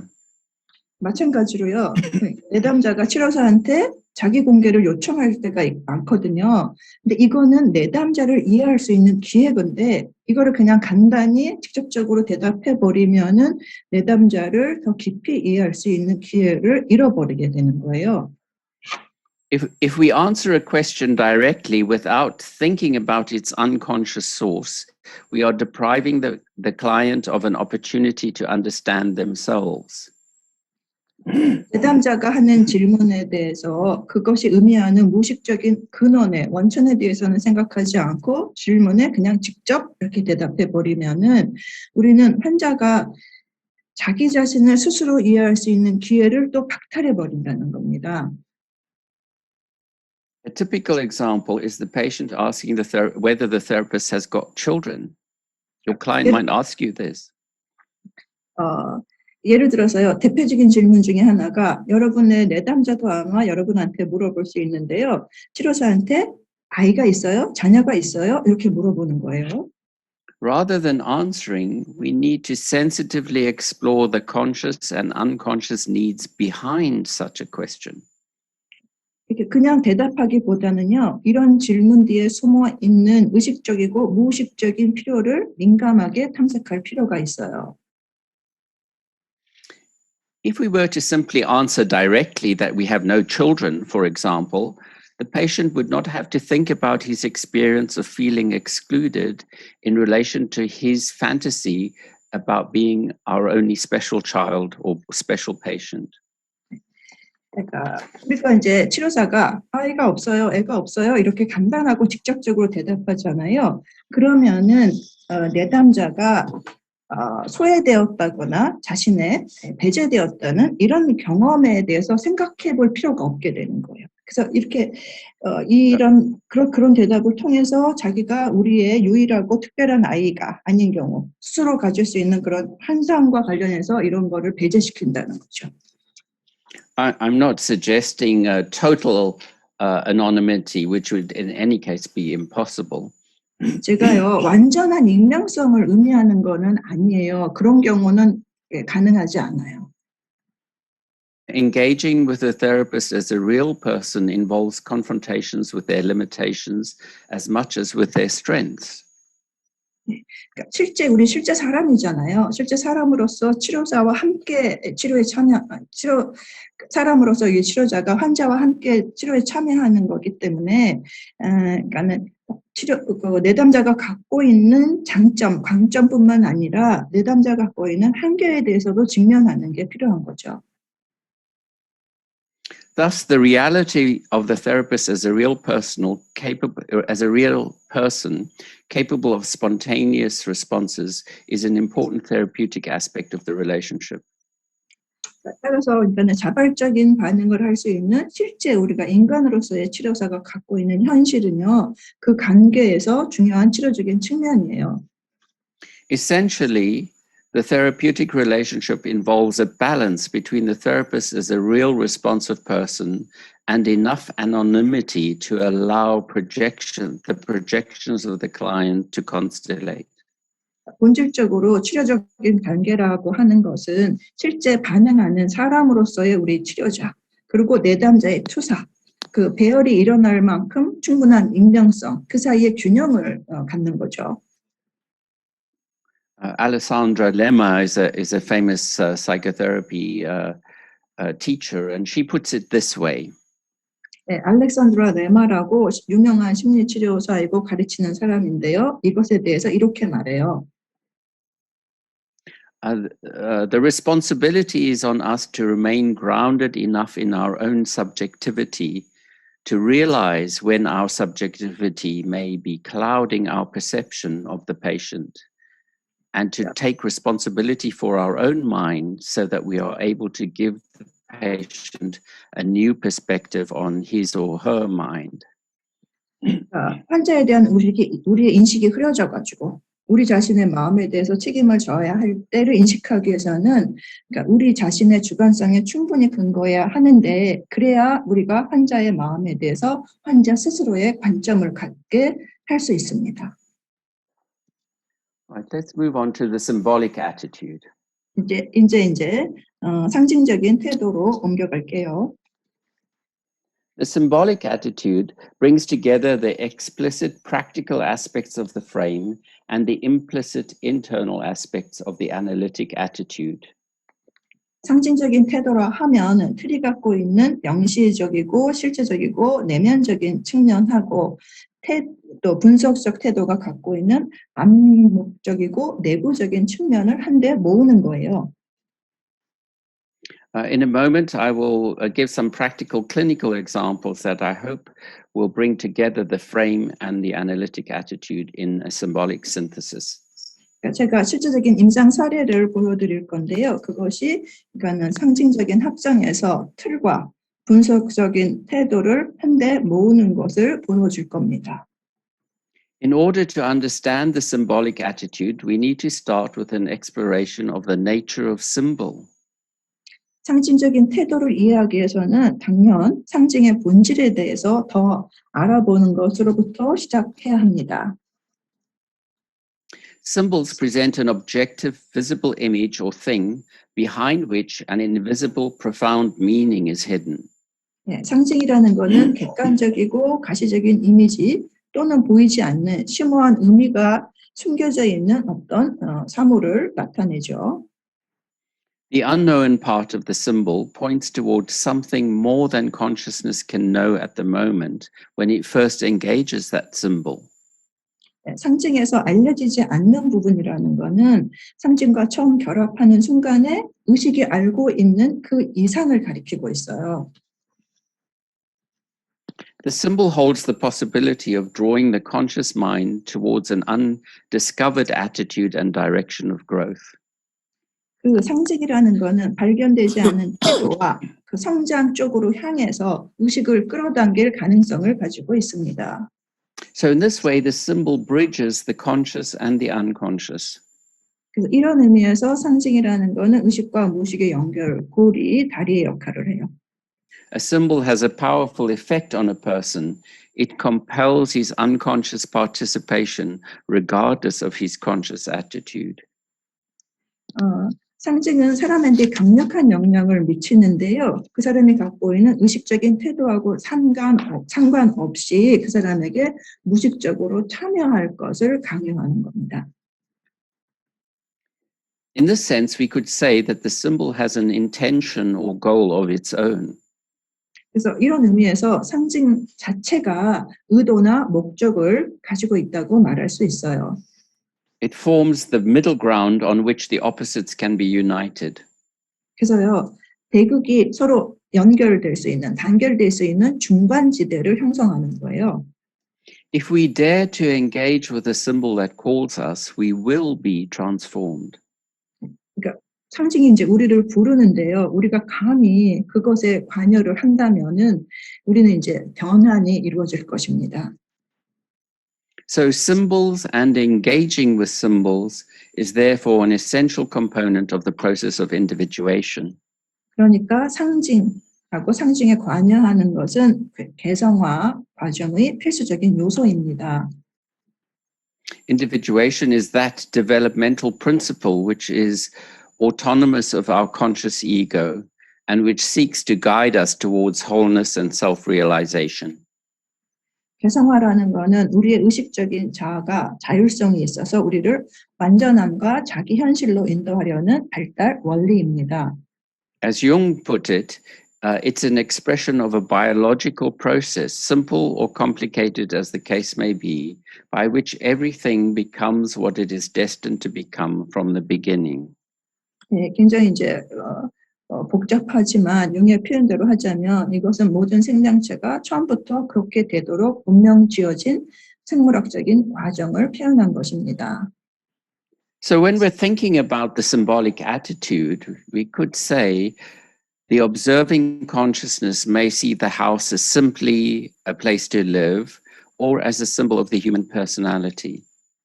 그래서 그 개성화 과정은 그거에 아까 제가 놓친 게 있는데요. 그 과정에 따라 단순할 수도 있고 복잡할 수도 있고요. 그다음에 우리가 관찰하는 의식은 집을 단순히 주거지로 볼 수도 있고 또는 인간 성장의 상징으로도 볼 수 있죠.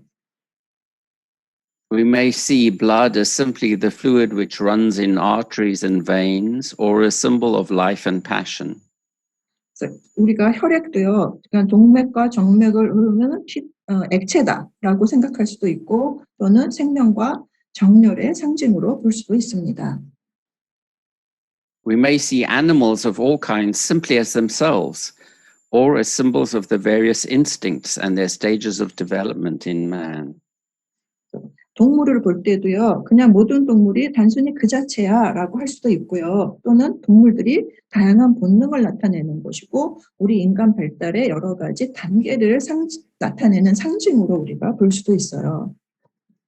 The vitality of a symbol depends on the conscious attitude with which it is received. 그러니까 상징이 갖고 있는 생명력이라고 하는 것은 상징을 받아들이는 의식적인 태도에 달려 있습니다. It is only when we lay ourselves open to the influence of the symbol that we can experience its power. 그러니까 상징의 영향력에 대해서 열려 있어야지 비로소 상징의 힘을 경험할 수 있어요.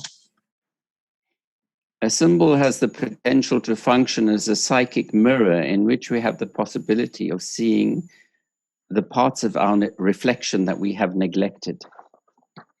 그래서 상징은요, 우리가 무시하고 보지 않으려고 했던 반사되는 것을, 그런 리플렉션을 볼 수 있는 가능성을 가지고 있는 심리적인 거울의 기능을 할 수 있어요. Okay, so let's look at the first clinical example. 네, 첫 번째 임상적인 사례를 보여드릴게요. A 39-year-old woman came to see me with a long-standing depression which was not responding to treatment with medication. 예, 이 내담자는 39세 여성이고요. 우울증으로 약을 오래 먹고 있었는데 약의 효과가 없었어요. 그런 상태에서 저를 찾아왔습니다. She was the oldest of two daughters and grew up in a family with a largely absent and ineffective father.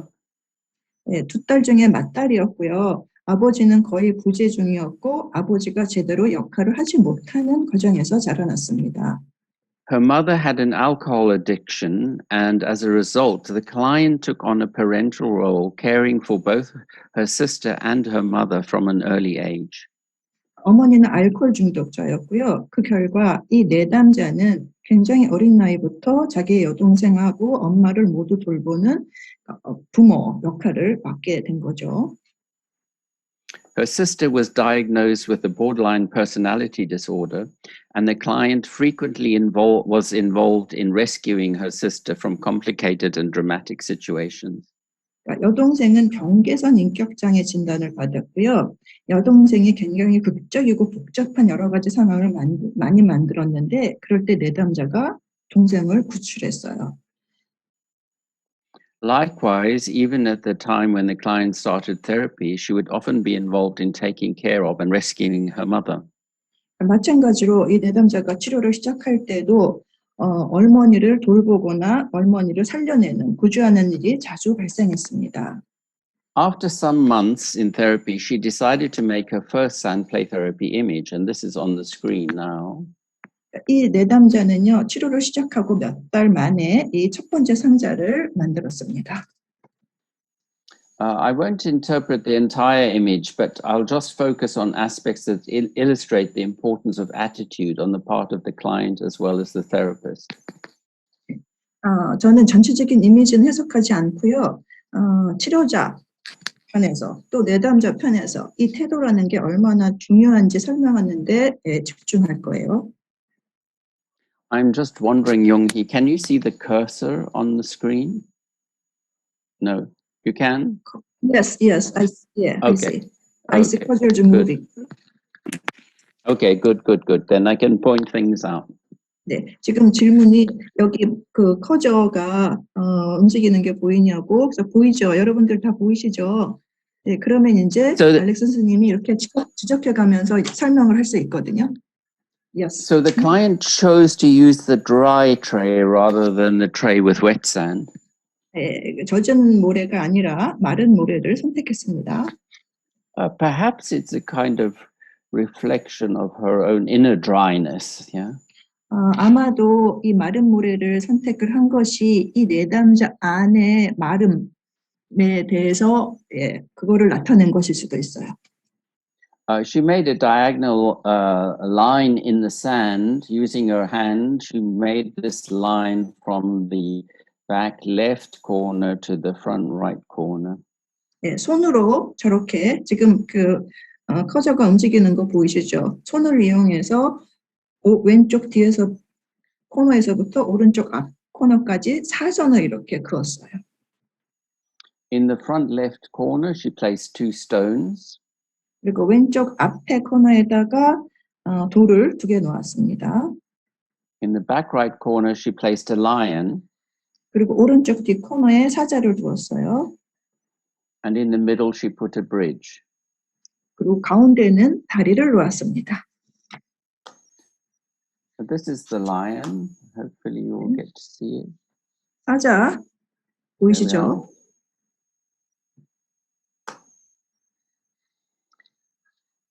So when I asked her if there's anything she wants to say, 네, 제가 뭐 말할 게 있냐고 말하고 싶으면 뭐든지 말하라고 얘기를 하니까 she said, well, the lion wants to cross the bridge. 사자가 이 다리를 건너고 싶은데요. Her conscious attitude was one of ridicule. 그 She 자기의 said, yeah. Go ahead. 이 내담자의 의식적인 태도 중에 하나는 이게 조롱거리 같은 거예요. She said a lion would never use a man-made bridge to cross this depression in the sand. He would simply walk along the ground. 그러니까 그 사자는요 모래에서 이 우울함을 건너기 위해서 인공 다리를 사람이 만든 다리를 절대 사용하지 않을 거예요. 사자는 그저 땅을 따라 걷곤 해요. However, if we consider the image with a symbolic attitude, we recognize the trait tells us of the great courage, the lion's heart, that would be needed to move from the more conscious position, that is the back right of the tray, towards the more unconscious front left of the tray. 그래서 이제 우리가 상징적인 태도를 가지고 이 이미지를 좀 본다면은요, 더 의식적인 위치, 그러니까 지금 사자가 있는 곳, 상자의 오른쪽 뒤에서부터 상자의 가장 무의식적인 부분, 왼쪽 앞으로 이동하는데 상자의 심장이라는 큰 용기가 필요하다고 이 상자가 지금 말해주고 있어요. So although she originally said the stones represent the burdens in her life, actually, I think from a symbolic point of view, they may well represent her true identity, her core identity with which she has lost connection. 그래서 이 내담자는요, 이 돌들을 보고 자신의 삶의 짐이라고 그렇게 얘기했지만요. 근데 제가 이제 상징적으로 무의식적인 거는 이게 아마 이 내담자의 진짜 아이덴티티, 정체성이다, 잃어버린 정체성, 그리고 연결되지 못하는 부분일 거라는 거죠. 핵심적인 거죠. So in this example, we can see how the client's conscious perception and attitude is very unconnected to what's happening deeper in her unconscious. 그래서 이 내담자의 의식적인 태도, 의식적인 인식이라는 거는 실제로 일어나고 있는 무의식적인 거하고 연결이 전혀 안 되어 있는 상태예요. So it's the therapist's task to try to reconnect the conscious and the conscious attitude with what's happening unconsciously. 그래서 치료자는요, 내담자의 의식과 무의식 일어나고 있는 거를 서로 다시 연결시켜주는 작업을 해야 하는 겁니다. So let's pause for a brief moment and remind ourselves of our attitudes as therapists to the client sand play image. 그래서 잠시 우리 조금 이렇게 멈춰가지고요. 내담자가 만들어 놓은 모래 이미지에 대한 치료자로서의 우리의 태도를 한번 상기해 봅시다. Do we see sand play as a technique 네, 우리는 or as an image of psyche? 우리는 모래놀이를 그냥 단지 테크닉, 기교로 볼 것이냐 아니면 정신의 이미지로 보느냐. Because you see, if we see it as psyche, then we may treat the image in a different way. 그래서 우리가요 모래놀이를 정신적으로 본다면은 우리가 모래놀이에 만들어 놓은 이미지를 우리가 다르게 다룰 거예요. If you really see it as an image of someone's internal world, would you expose it to the next client? 이거를 정말 어떤 그 사람의 내면 세계를 표현하는 거를 본다면은 다음에 오는 내담자한테 이거를 보여주겠어요? or publish it on the social media? 그러니까 SNS에다가 이거를 딱 올리겠어요? 공개하겠어요? So I guess I'm just re-emphasizing it's not simply a purely conscious construction. It's we need to recognize the what aspect of the unconscious is expressed in the tray. 그래서요, 순수하게 그냥 간단하게 의식적인 구조야 이렇게가 아니고 상자에서로 표현된 무의식적에 있는 거로 우리가 인식을 해야 될 필요가 있는 거죠. In the same client, in her second tray, 네, 두 번째 상자, 아까 말한 그 여자의 두 번째 상자예요. we have a diagonal, this time again this way from the back right to the front left. 네, 다시 한번 여기서 대각선이 나왔죠. 오른쪽 뒤하고 왼쪽 앞이요. So I think about this back right corner as being the most conscious part of the tray, and the front left as being the most unconscious. 네, 그래서 상자의 저 오른쪽 저기 지금 커져 있는 그 부분이요. 상자에서 가장 의식적인 부분이고요. 왼쪽 밑에 있는 게 아래에 있는 게 상자에서 가장 무의식적인 부분이에요. So once again, the psychic image, if you like, is one of trying to make a connection between the most conscious part and the most unconscious part.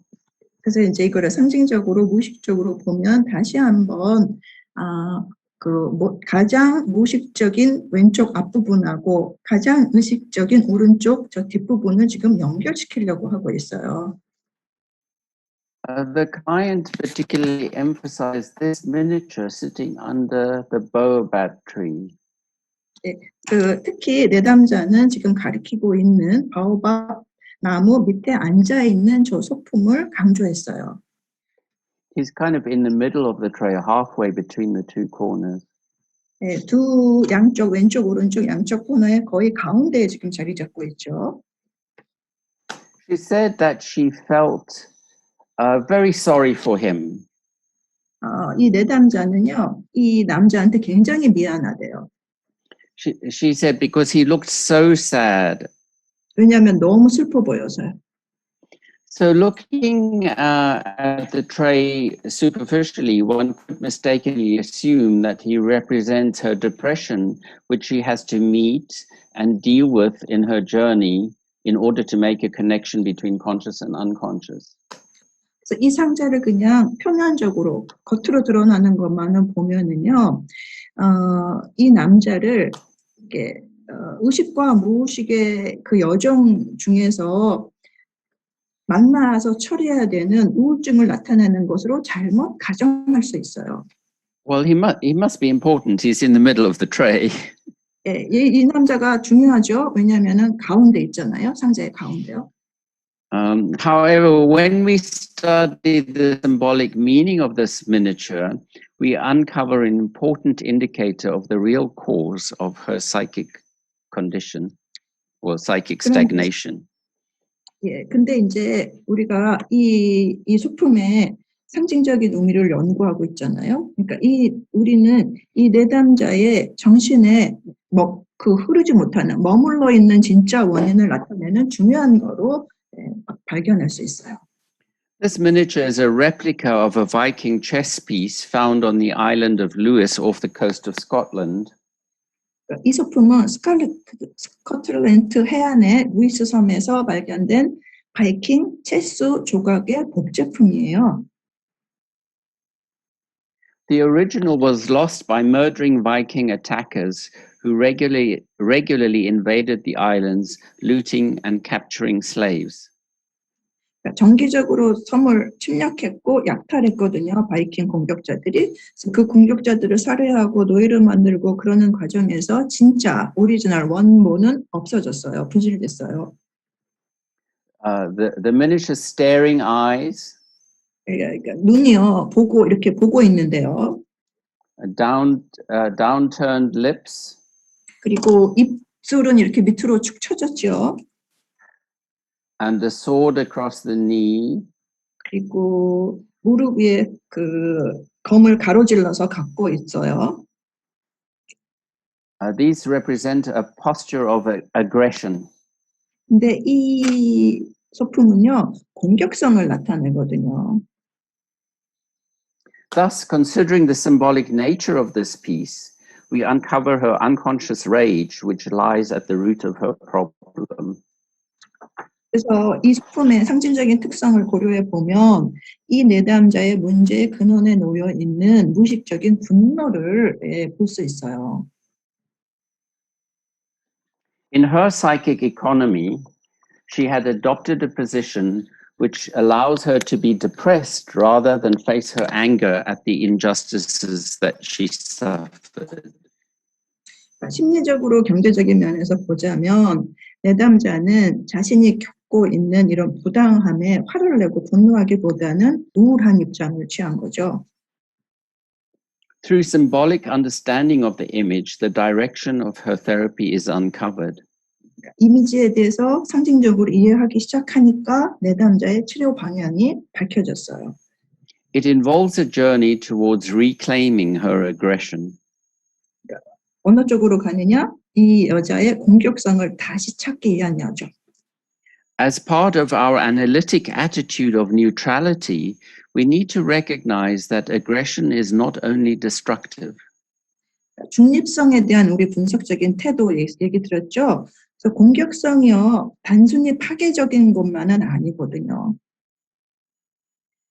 It is also the drive that helps us set limits and boundaries and enables us to compete and achieve. 그래서 이 공격성이라는 게요, 한계나 경계도 설정하도록 도와주고요, 경쟁하고 성취할 수 있도록 돕는 원동력일 수도 있어요. Now, what I'd like to do is I'd like to go back to the quote that I started with at the beginning. 예, 제가 처음에 시작할 때 융의 인용에 대해서 얘기했죠. 예, 그걸로 다시 돌아가 보겠습니다. It's this quote about the unconscious being pure nature.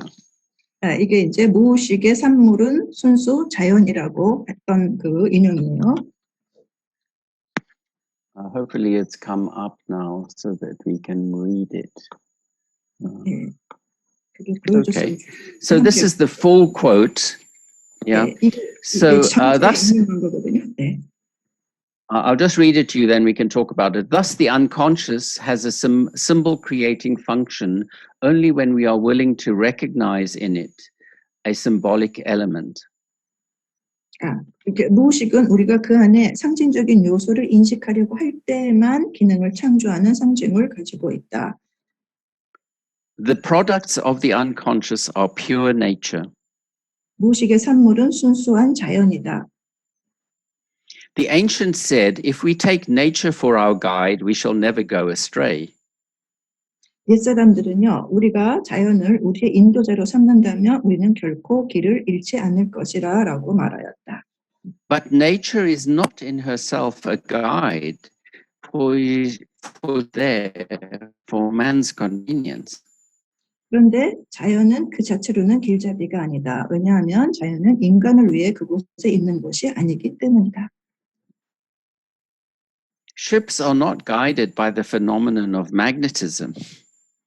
배는 자기력이라는 현상에 의해 안내되지 않는다. We have to make the compass a guide, and in addition, allow for specific correction, for the needle does not even point exactly at the north. 우리는 나침반을 가이드로 삼아야 하고 게다가 바늘을 특별히 고정하여서 정확하게 북쪽을 가리키지 않도록 해야 한다. So it is with the guiding function of the unconscious. 무의식의 안내 기능은 이렇다. It can be used as a source of symbols, but the necessary conscious correction that has to be applied to every natural phenomena in order to make it serve our purpose. 우리의 목적에 무의식은 상징의 원천으로 사용될 수 있지만 그것이 우리의 목적에 부합되게 하기 위해서는 모든 자연 현상에 적용되어야 하는 필요한 의식적인 보정이 있어야만 사용할 수 있다. So here Jung emphasizes the need for conscious to work together with unconscious. 여기에서 융은 무의식의 작업에는 의식이 함께 일할 필요성이 있음을 강조하는 거예요. It is dangerous to idealize the unconscious and simply follow it blindly. 무의식을 이상화하고 맹목적으로 따르는 것은 위험하죠. Paradoxically, both conscious and unconscious are vitally important in navigating the path of individuation. 역설적으로 들리지만 의식과 무의식은 그 내비게이트하고 찾아가는 데 있어서 둘 다 개성화기를 가는데 매우 중요합니다. They need to work together. 의식과 무의식은 함께 일해야 해요. Consciousness cannot work out the way on its own. 의식은 스스로 그 길을 개척할 수 없어요. However, blindly following the unconscious is equally dangerous. 그렇지만 무의식을 맹목적으로 따르는 것도 마찬가지로 위험합니다. This brings me back to the image of the garden with which this paper began.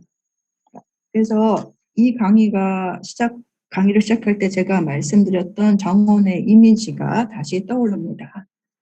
The garden is nature, but not pure wild nature. 정원은 자연이기도 하지만 순수하게 야생적인 거는 또 아니죠. It is a kind of collaboration between the conscious, represented by the gardener, 이것이 이제 정원이라는 게 정원사로 대표되는 의식과 또 환경과의 협업인 거예요. and nature, represented by the plants and the environment. 그리고 자연과 그 환경, 여러 가지 식물이 있는 그런 부분이 이제 자연인 거죠. 이게 협업이라고요.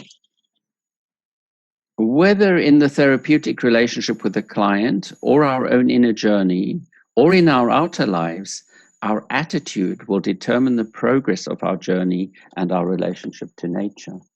내담자와의 치료적 관계에서든 아니면 우리 스스로 우리 자신의 내적 여행에서든 아니면 우리의 외적인 삶 속에서든 우리의 태도는요, 우리가 갖고 있는 태도는 우리 여정이 어떻게 진행되는지 또는 자연적인 관계를 어떻게 결정되는지 그것에 다 영향을 미칠 거예요. Are there any questions or comments that you want to raise at this moment? And then I do have some more clinical material we can go on to, but I just thought, is there anything about the talk that you would like to clarify or to comment on? 질문이 있으시면은 다음에 이제 또 임상적인 사례를 보여드릴 텐데 그거로 가기 전에 어떤 지금지 질문이든지 얘기하고 싶으실 게 있으면 말씀해 주세요. There is one question in the chatting window, so I'm going to interpret for you, Alex. Yes. As an alternative attitude, we are able to keep the neutrality. I want Neutrality. Do you mean Yes. neutrality? Yeah, neutrality. So I want to know more about the alternative attitude.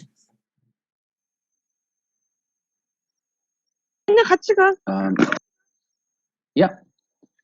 Is that does the person who asked the question want to clarify a bit? 이거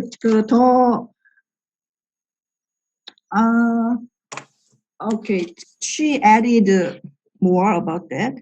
When the therapists are aware of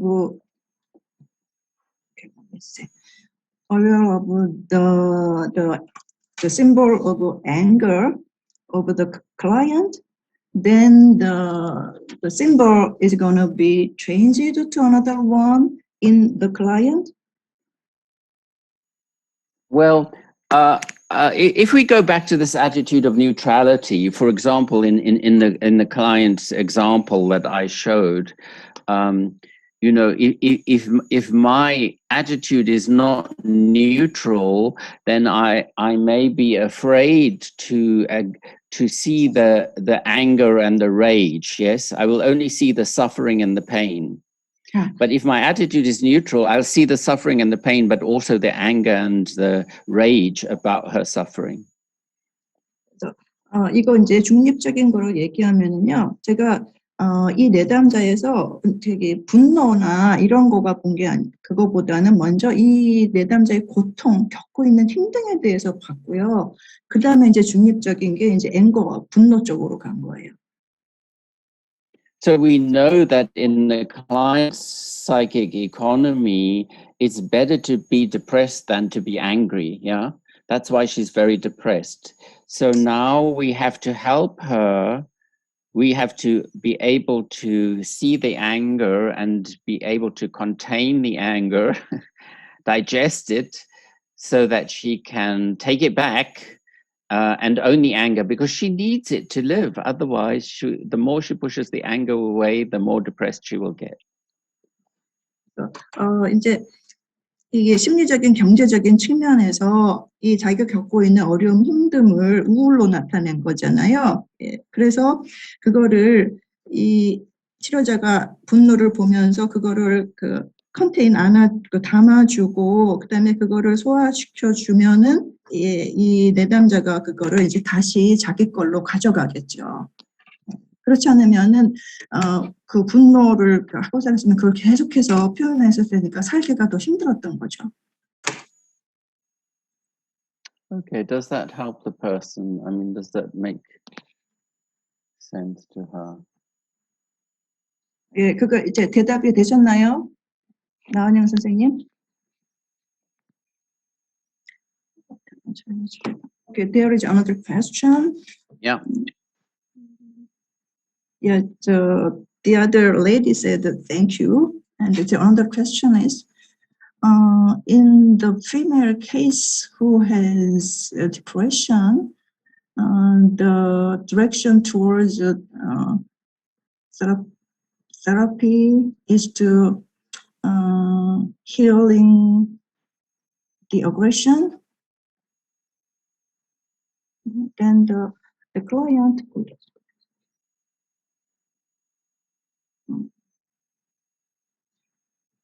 In the client, the aggression went toward the inner worlds. That's why she is depressed.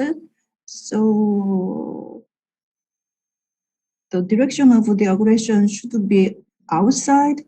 Then the aggression gonna be healed. What's the method? Yes, yes. You see,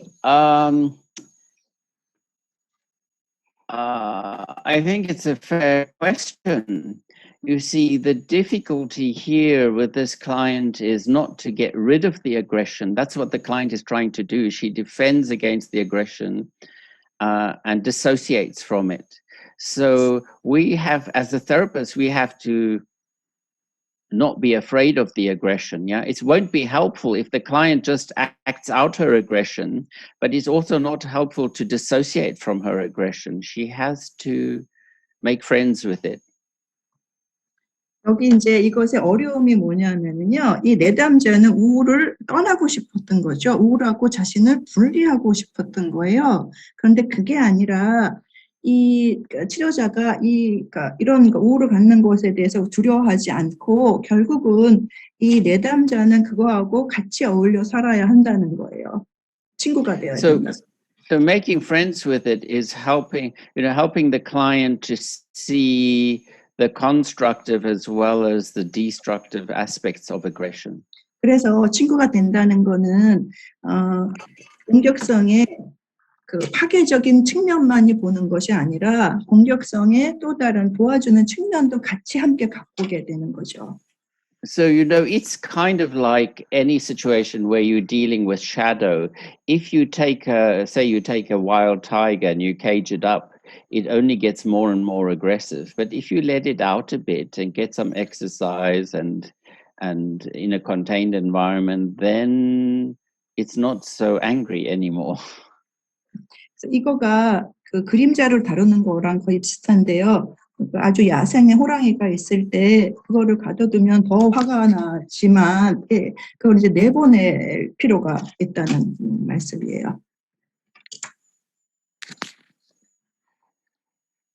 So it's a slow process of helping her to accept that actually she does not only feel depressed. Underneath the depression is a lot of anger, and legitimate anger, because she had many injustices that she suffered. 그래서 이게 되게 오래 걸렸는데요. 이 여자가 자기의 우울증의 밑에 분노가 있다는 것을 받아들이는 게 되게 오래 걸리는 작업이고요. 이 사람이 그렇게 느끼는 것이 굉장히 좋다, 괜찮은, 그렇게 느껴야 한다는 거죠. 여기 어려운 일을 겪고 계속 있으니까, 부당함을 겪고 있으니까 화를 느끼는 게 정당하다는 거를 받아들이는데 되게 오래 걸린 작업이었어요. So in the holding and containing container of the therapeutic relationship, she can allow herself to begin to feel the anger, not to act it out, but to feel it and to reflect on it. 그래서 우리 치료 관계에서 홀딩하고 컨테이닝 하면서 이 여자는 자기가 화를 겉으로 드러내는 거가 허락될 수 있다. 그거를 액트 아웃 하는 게 아니라요. 그런 So once 과정인 거죠. 네. once she has suffered this and expressed it, then she can move on to forgiveness. But you cannot go to forgiveness first. You have to first go through the fire Recording of stopped. experience. 그래서 고통을 겪었을 때 그거를 표현해야지 하는데요. 그걸 다음에 용서가 오거든요. 그러니까 용서가 이거 표현하고 고통을 표현하지 않은 상태에서는 용서를 할 수가 없어요. 그러니까 우리가 이렇게 그 불같은 상태를 거쳐야 하는 거예요. So it may be useful in the next half hour or so for us to look at another case. This time it's a teenager. Maybe it will There help are us two more understand. questions. Alex, Oh. there are two more questions in the chat. Well, we have to decide. Do you want to do the questions or do you want to do another case? It's up to you. I don't mind, but we cannot do both. 예, 여러분이 결정해야 될 거거든요. 더 앞으로 이 사례를 볼 것인가 아니면은 계속 질문에 대한 답을 할 것인가 저는 괜찮은데 여러분들이 결정해야 될 거예요. 네, 사례를 먼저 본 다음에 사례를- 질문은 나중에 듣는 걸로 하면 좋을 것 같습니다. 그렇게 진행해 주세요. The case first, Alex. All right, good. Our chairman has said. 네, 우리의 사회자가. Okay, good. So I'd like you to look at this case. Now let's see. This tray, hopefully it takes so long to come on. There it is now. 네, 네, 보시죠. So I'm just going to put it on big so that you can see. So I'll tell you what's in the tray, and what I want you to do is I want you to answer some questions about this. First of all, I'd like you to think about the gender. Is this made by a male or a female? And maybe also the age. 제가 And 이제 the last, yeah, keep going. Yeah. and the last thing, the last question is, do you think this is the end of the process or the middle of the process or the beginning of the process? 제가 이 상자를 보여드리고 상자 안에 뭐가 있는지는 말씀을 드릴 건데요. 저는 여러분들이 세 가지를 이 상자에 대해서 생각해 보셨으면 해요. 첫째는 이 상자를 만든 사람의 성이 남성이냐 여성이냐. 두 번째는 이 상자를 만든 사람의 나이는 어떻게 될 것인가. 세 번째는 이 상자가 끝이냐 중간이냐 또는 또 다른 처음이냐 뭐 이렇게 이 세 가지를 선생님들이 생각해 보셨으면 합니다. So I will just show you some of the contents. 안에 뭐가 있는지 보여드릴게요. Yeah. You see in the middle of the tray, there is a rectangle here. He's made, he or she has made this kind of a rectangular wall here. And inside, these are ancient Chinese people and some gods. 이 가운데에서 보면 중간에 가운데에 네모로 이렇게 만들고 네모가 벽 같이 돼 있고요. 그리고 그 안에는 고대 중국인들이 있습니다. So you see there is some gold here in the center of this area. 골드, 금이 있는 거. Did you say gold? gold. Yes, 예, gold. 금이, 예, 금이 보이시죠? And then, so we've got the sand piled up here 예, in 모래가 kind of a 저렇게, wall. 모래가 저렇게 이렇게 And then 쌓여 we've 있죠? 벽처럼요. Then we've got a kind of river made with the ribbons. 예, 리본으로 저렇게 불러 You 쳐놨고요. see there's an old man here also with a piece of gold on a raft. 요 앞쪽으로 노인이 있는데, 노인의, 우리가 보기에 왼쪽으로 그 노인도 금을 가지고 있습니다.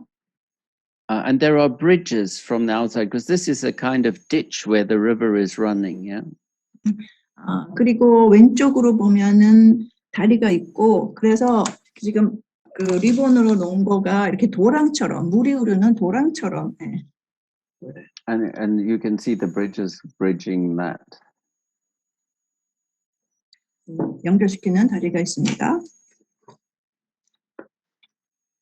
Okay, so how did people get on? Do we have some answers? Yes, there is an answer. Yes. Young female, the middle stage, after middle.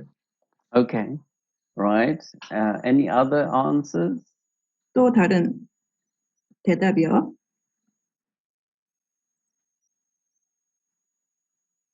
Well, thank the person who had a go. It's very important to have a go. If we had there's another one. Early 30s. Yes. The early 30s, female. The last tray. The other one is male between 40 to 50. The first tray. Right. Okay. I would love to know.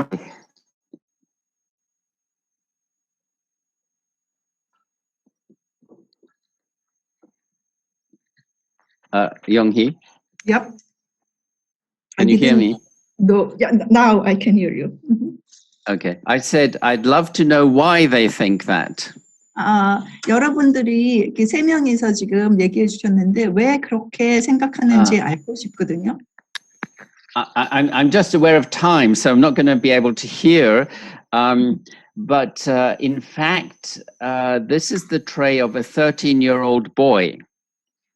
제가 시간을 보니까 여러분들이 얘기를 듣고 싶어도 못 듣겠어요. 이거 13세 된 남자아이예요. And this boy came into therapy because he has severe behavioral problems. Although he's very intelligent, he is always in violent fights with his peers at school and smashes the furniture and sometimes even aggressive to the teachers. 행동 문제가 있어서 저한테 오게 됐는데요. 얘 되게 똑똑한 아이거든요. 근데 학교에서 또래하고 계속 폭력적인 상황을 만들고 그다음에 가구도 막 때를 부시고 그리고 교사한테도 공격적이고 그런 걸 보여줬어요. In his home situation, he was conceived before marriage, and then the couple were pressurized to get married by the parents of the wife, of the woman, the mother. 얘는 그 엄마 아빠가 결혼하기 전에 임신된 아이고요. 이게 엄마의 부모가 결혼하라고 강요해가지고 한 거예요. And so the mother had a very difficult delivery, and she found the baby very difficult, did not sleep, did not cooperate. She didn't have a good experience with the baby. 이 출산을 할 때도 되게 이 아이를 낳는 게 어려웠고요. 이 아이가 잘 자지도 않고 이래가지고 육아의 경험이 얘에 대한 육아의 경험이 굉장히 힘들었던 거예요. The father is often absent and very strict with rules. 그 아빠는 이제 부재 중일 때가 많았고요. 규칙에 대해서도 굉장히 엄격해요. So, for example, if the child did something wrong, he would be locked out the apartment and he would have to stand outside the door, sometimes for hours, 그래서 even as a 얘가 young child. 아주 어렸을 때도 뭔가 이렇게 그 맞지 않는 거를, 그러니까 좀 안 좋은 걸 하잖아요. 그럼 그 밖에다가 내쫓아서 세워놓은 거예요. And they moved, you know, he changed schools many times because they moved even to different countries. So a lot of instability in his early years. 그리고 심지어 이 가족이 여러 나라로 이렇게 살고 하면서 전학도 여러 번 했었어요. And then the mother's parents were actually the only really warm caregivers, especially the grandfather. 그리고 실제로요, 엄마의 부모, 그러니까 얘한테 외조부모, 특히 외조부가 얘를 굉장히 따뜻하게 보살펴 줬어요. So from about 2 until 5, he lived with the maternal grandparents, and this was a very positive experience for him. 아마 2세부터 5세까지 외조부모하고 함께 살았는데 얘한테는 그것이 굉장히 좋은 경험이에요. So, I mean, I was completely astonished by the sand tray because, you know, this is an adolescent boy who is in lots of trouble, a little bit delinquent, although very intelligent, and he produces a tray like this. It's kind of astonishing, isn't it? 예, 제가 이걸 보면서 되게 깜짝 놀란 거예요. 얘가 문제가 많은 아이고 10대의 아이고 그리고 비행적인 거 물론 머리는 똑똑한 아이지만 그런 아이가 이런 상자를 만들었다는 게 제가 굉장히 놀랐어요. So first of all, it's some other world. This is not the outer world of a 13-year-old. This is an ancient world. These are ancient characters from the ancient past. So this is a kind of archetypal image. 이거는요, 10대 아이들이 사는 바깥의 외부 세계를 보여주는 거 아니죠. 내부 세계, 또 다른 세계를 보여주고 있어요. 굉장히 오래된 거고, 그리고 원형적인 세계를 보여주고 있습니다. So we realize that in his outer life, he has not had much structuring. You know, there's not been any structuring to hold him, but in his inner life, we see a lot of structuring, trying to compensate for the outer lack of structure. 얘의 외부 세계에는요, 우리가 인식하기로는 얘는 구조화된 거가 없는 부족한 사회, 그 밖의 세계에서 살고 있어요. 얘를 이렇게 유지시켜주고 홀도해줄 게 없는 건데요. 보상적으로 내부에서는 되게 많은 그 구조물들도 나와 있죠. So the place I'd like to start with you is I want you to look at this boundary of the box.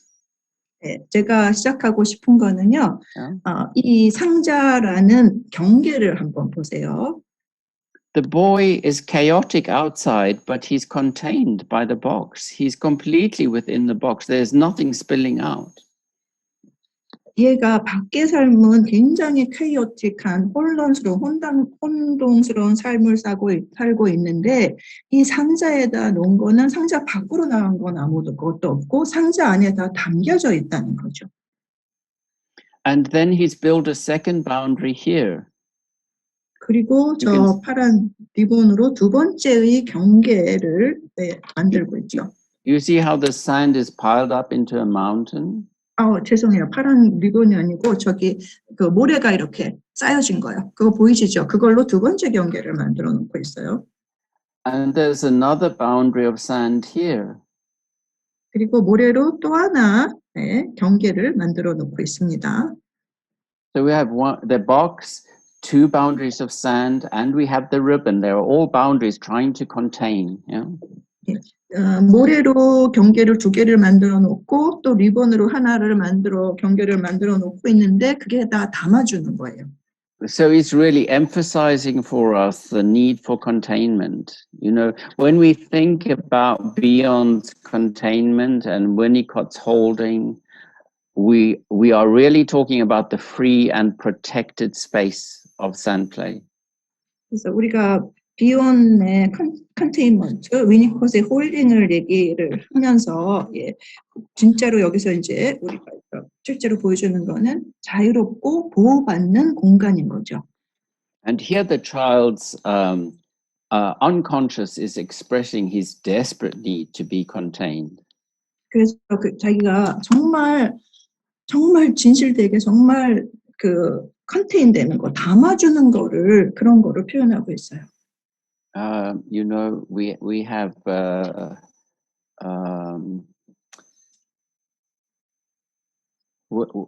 I don't want to spend too much time on the whole tray, but to me, it's very encouraging that in the center we have many ancient, old male figures. They are part of his masculinity, isn't it? 제가 These are kind of fathers and grandfathers, positive fathers and grandfathers. 제가 이 상자를 일단 너무 오랜 시간을 사용하진 않으려고 그러는데 그래도 여러분이 봐줬으면 하는 게 이 안에 있는 사람들이 다 남자예요. 오래된 옛날 사람들이고요. 이게 이 아이의 긍정적인 부성 또는 조 할아버지에 대한 거죠. 예, 긍정적인 남성성에 대한 부분인 거예요. And here is an old man on a boat also carrying gold, yes? And this little figure, the old man on the boat, will accompany him all the way through his whole process, always there. 그리고 이 앞에 있는 그 나이 든 노인이 배 위에 있는 건데 거기 금이 있잖아요. 예, 이 사람이 이 아이의 이 여정에 이 과정에 계속 나와요. So you see at the moment, this, if we think about the river as a psychic energy, it's enclosed. It has no direction. It's kind of trapped going around in a circle. Yeah. 우리가 강을 그 정신의 사이키의 움직임이라고 본다면 얘는 계속해서 흐르고 있죠. 이렇게 어디서부터 어디 방향이 없이 계속 돌고 있거든요. 이렇게 갇혀 있는 것 같은 거예요. So we have some interesting items here. A compass. 여기에 컴퍼스, 나침반 굉장히 흥미로운 물체가 있어요. And some boats going on a trip somewhere. Yeah? 네, 그리고 여행을 하는 것 같은 배들이 있습니다. Okay, in his second tray, it's a little bit more like a boy's, perhaps a little bit younger than 13, but nevertheless a boy's tray with a military scene.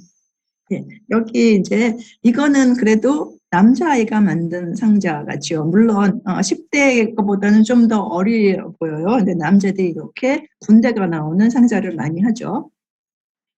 And you can see that the internal conflict is beginning to get differentiated into two sides. Yeah. 내부적인 갈등이 양편으로 구분되는 거를 보고 있습니다. So for this boy, it was very important for someone to be able to be neutral and understand his frustration and even some of his acting out. 그래서 이 남자 아이는요, 자기의 좌절 또는 그 액팅아웃 한 것들을 누군가가 그걸 중립화로 이해하는 게 필요한 거예요. To create a space where he can begin to reflect on his intense feelings rather than acting them out. 그거 자기의 안에 있는 강렬한 감정을 이 상자를 만들면서 표현한 거죠. 밖으로 그거를 액트아웃한 게 아니고요, 행동화한 게 아니고요.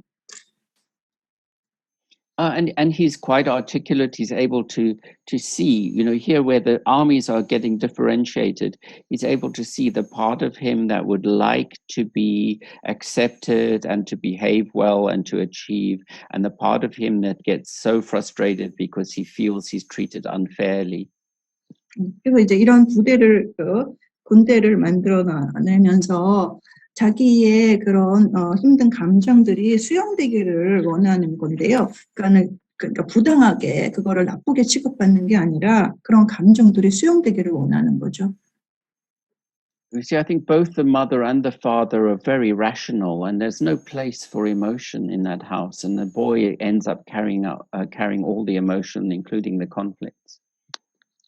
그래서 이 아이의 엄마 아빠가 되게 합리적인 사람이어서 거기에 정서가 들어갈 여지가 없는 거예요. 근데 얘가 이제 그런 거를 다 누르고 갖고 있게 된 거죠.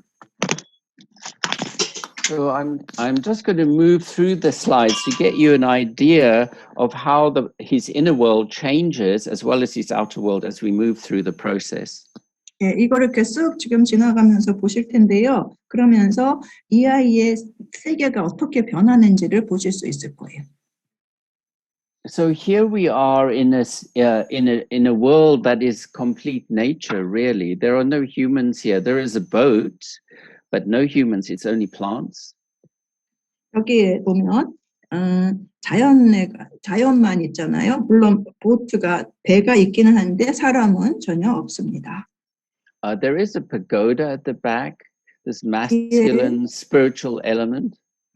왼쪽 뒤에 보면은 타워가 있는데요. 그거는 남성성이고 이제 정신적인 측면을 보여주죠. And the boat, we can think of the feminine container. 그리고 배는 여성성이고 컨테이닝 담아주는 거고요. And there are two fish here meeting each other under the water.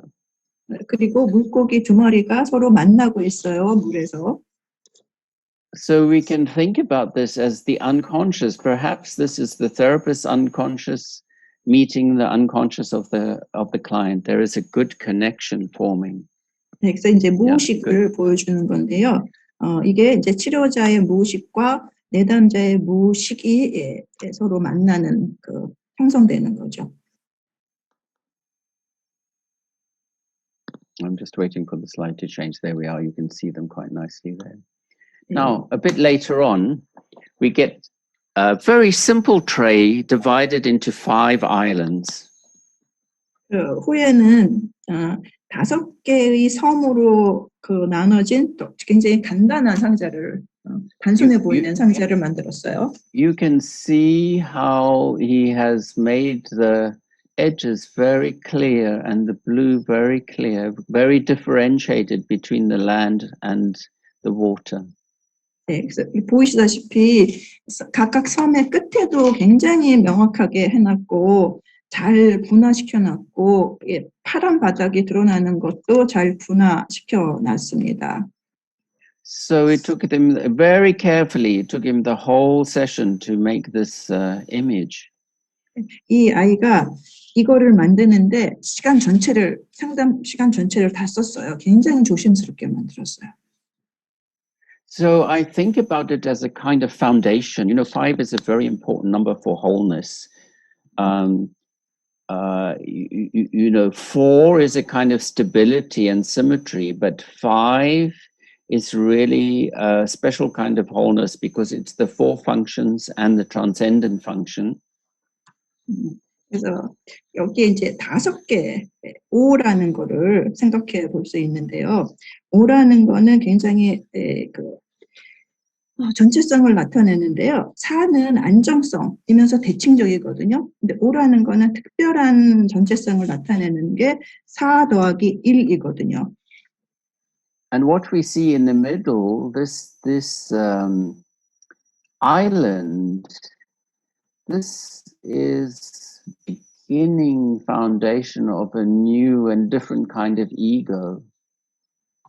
그래서 이렇게 5를 얘기하면서 이제 기초인데요. 중간에 있는 거는 섬이잖아요. 다른 거하고 다르게 중간에 있으면서 자아를 보여줄 수 있습니다. Right, I'm just aware of time, so I'm going to go ahead. And this is a later session. He has also made 5 islands. 또 다시 5개의 섬을 만들고. Oh, there it is. Okay. So there's 1, 2, 3, 4, 5. 여기 5개가 있거든요. 지금 보이세요? 지적하시는 거 이렇게 마우스 움직이면서 But 보는 거. 하나, 둘, 셋, 넷, 다섯. this time there's a lot of energy flowing between them, and also the islands are connected by bridges. You see? 그리고 여기서는 에너지가 굉장히 흐르는 거, 많은 에너지가 흐르는 게 보이시고 또 이 섬들이 전부 다 다리로 연결되어 있는 것도 보이시죠? And we have a lot of animals appearing, but he has mixed up the wild animals and the domestic animals. But nevertheless, we're at the kind. Before we were at the vegetative stage, now we're at the animal stage. Yeah. 근데 여기 동물도 있는 거 보이거든요. 물론 야생 동물도 있고 가축도 있어요. 그렇긴 한데 동물이 있고 앞에서는 식물의 단계였다면 이건 이제 동물의 단계인 거죠. And you will notice here he has put up a kind of fence and a gate. So there's some regulation coming into place for movement in and out of the deeper unconscious. He's no longer so overwhelmed by unconscious content, so he can regulate it better. 그 왼쪽 앞에 보면 울타리라고도 할 수 있고 문이 있는 울타리가 있는데요. 이게 이제 왼쪽에서 무의식에서 넘어오는 거를 조절하는 거예요. 그 무의식에서 넘어오는 거에 압도당하지 않게 되는 거죠.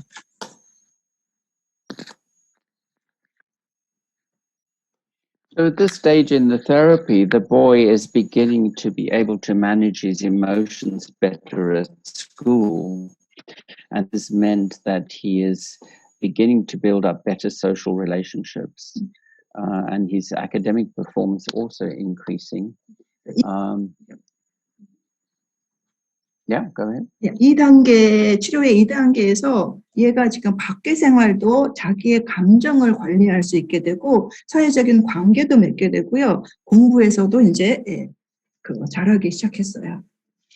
So this time we can see a clear flow of the water, the energy, the psychic energy is able to move in this diagonal, yes? 여기에서는 이 상자에서는 진짜로 이제 물이 대각선으로 흐르는 거가 보입니다. And he explains to me this is a hydroelectric dam. Water dams up here, and when the water comes through, it powers a turbine which creates electricity that can light the street lights. Yeah.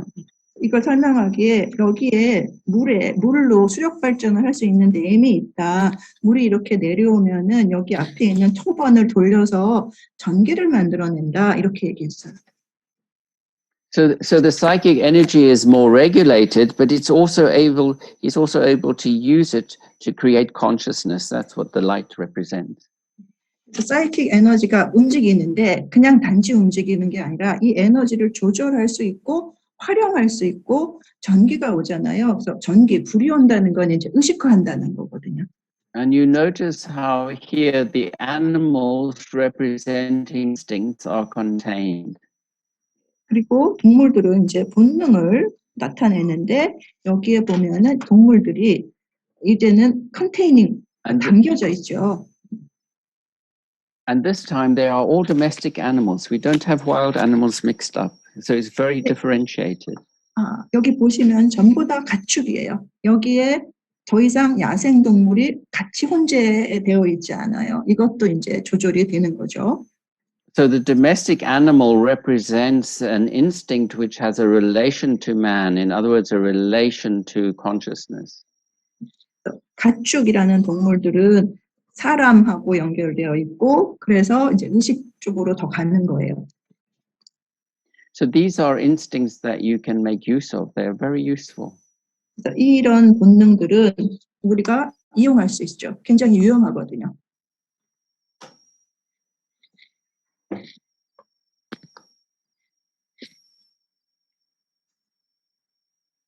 I'm waiting for it to change. There we are.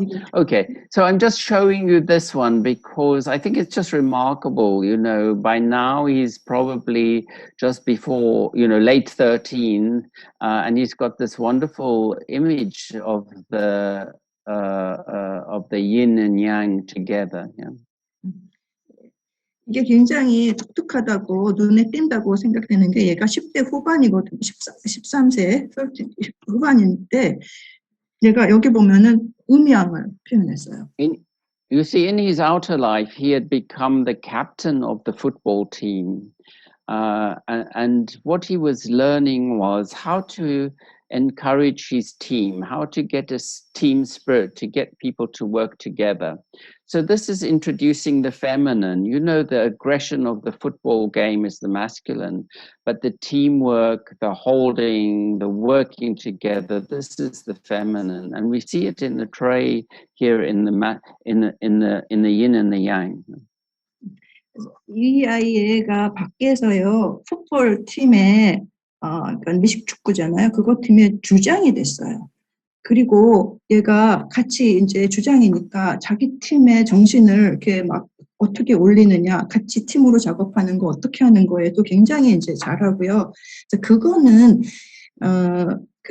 이런 운동의 여성성의 면이고요. 그 다음에 풋볼이라는 거는 그 공격적인 거죠. 그거는 이제 또 남성성의 면인 거예요.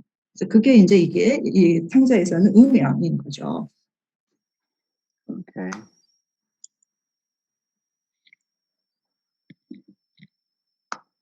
I'm just waiting for it to get the next image there. Okay. Right. So I'm showing this one because now we have the island in the center again, but it has a pagoda, and you see the old man on the raft. He's able to go to and fro from the mainland to the island. 제가 이거를 보여주고 싶었던 이유는 가운데, 물 가운데 섬이 있죠. 그 섬에 파고다가 있고요. 그리고 거기에 배를 타고 있는 노인이 있는데, 이제는 메인랜드, 그 섬 말고 육지에서부터 섬으로 이렇게 갈 수가 있게 됐어요. So this represents a very different kind of ego, isn't it? It's a much more adapted ego. 이게 굉장히 다른 측면의 이거거든요. 굉장히 적응적인 이거예요. Of course, we could, if we had time, we could debate a little bit about how much of this is ego, how much of this is self. Yeah. 우리가 시간이 충분하다면 도대체 이거에 얼만큼은 이고이고 얼만큼은 셀프냐 이런 것도 서로 이렇게 얘기를 해봤으면 좋겠거든요. But I think for a 13-year-old boy, what is very important is a functioning ego, because his developmental task is to be in the outer world and achieving the developmental tasks that he needs to do. 근데 얘가 이제 얘 나이를 생각해 보면 이 내담자가 13세잖아요. 그러니까 이거를 그러니까 기능하는 자아로 보는 거예요. 왜냐하면 얘의 과제라는 거는 외부에 잘 적응하고 또 과제가 그런 거잖아요. 외부 생활을 하는 거기 때문에 이제 여기서는 기능하는 자아라고 얘기합니다. I wanted to show you this because it's a kind of variation on the first tray, but it's a little bit different. 네, 제가 이거를 보여주고 싶은 거는 첫 번째 상자가 떠오르죠. 첫 번째 상자하고 매우 비슷하게 약간 이제 다른 거를 만들어낸 건데 그래도 다른 면이 있어요. You notice how he has combined wet and dry sand. The tray is dry sand, but he has used wet tray to make wet sand to make some constructions, and he's also poured some water on the plants here in the corner. 네, 여기서 보시면은 이 아이가 젖은 모래와 마른 모래를 어떻게 잘 사용했는지가 보이거든요. 이 아이가 이거는 마른 모래에서 했어요. 근데 젖은 모래를 갖고 오기도 하고요. 또 물을 붓기도 했어요. So this time we have a village enclosed by a wall.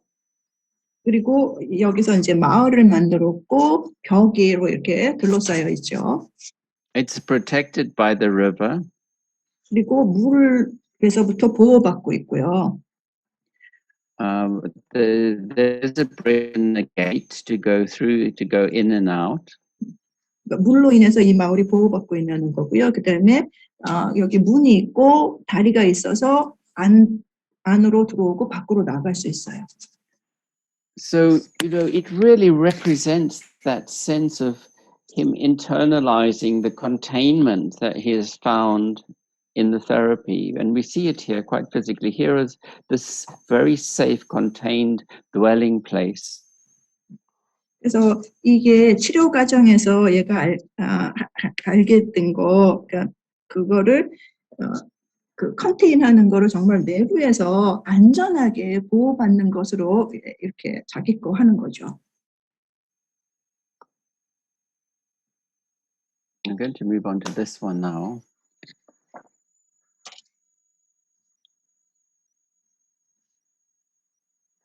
So here I think, you know, this is not just ego, this is definitely self. The circle, the many concentric circles in the middle of the tray. 네, 그래서 여기서는 이거는 이거 아니에요. 이건 정말로 셀프, 자기인 거고요. 여기 보면은 그 원이 되게 많죠.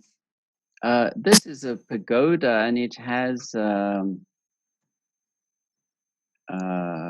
kind of a warmer underneath. It's like a fire, a place where you could make a fire. It's a container for making fire. Actually, when you're making tea, you can make the fire in there, put the teapot on top, but he has got a pagoda on top. It's like a source of energy, isn't it? To have the fire and the heat in the center, in the heart. 여기 가운데 보면 파고다라고 타워 같은 게, 파고다라고 정자 같은 게 이제 있고요. 그다음에 그 밑에 워머라고요. 워머라고 거기 티팟을 주전자를 올려놓으면은 그 안에 불을 넣어서 그 주전자의 물을 계속 따뜻하게 유지하는 거거든요. 근데 그게다 파고다를 올려놨잖아요. 그래서 그 안에 불이 있고 따뜻하게 하는 거는 에너지의 원천을 보여주는 거다. And you see there is a bridge. It's like the ego self-access. So you can cross over and get something here or bring something here and take something out. 그리고 다리가 여기 있죠. 그래서 저 다리는 이고와 셀프의 축이다.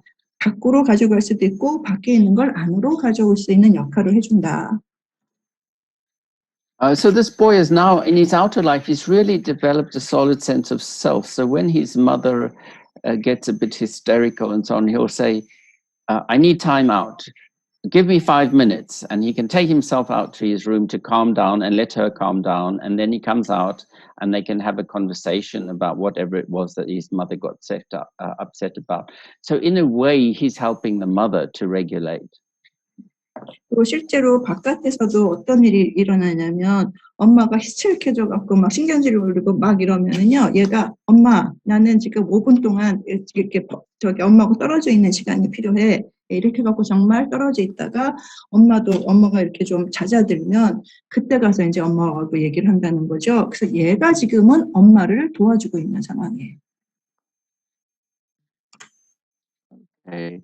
This one is he has got 4 corners, but they're all connected to each other this time, and it's kind of like a marketplace. There are many different activities in each corner. I'm not going to go into the detail because we don't have time, but there's a real sense of the marketplace or returning to the marketplace, and that there are roads and connections between all 4 corners and the center.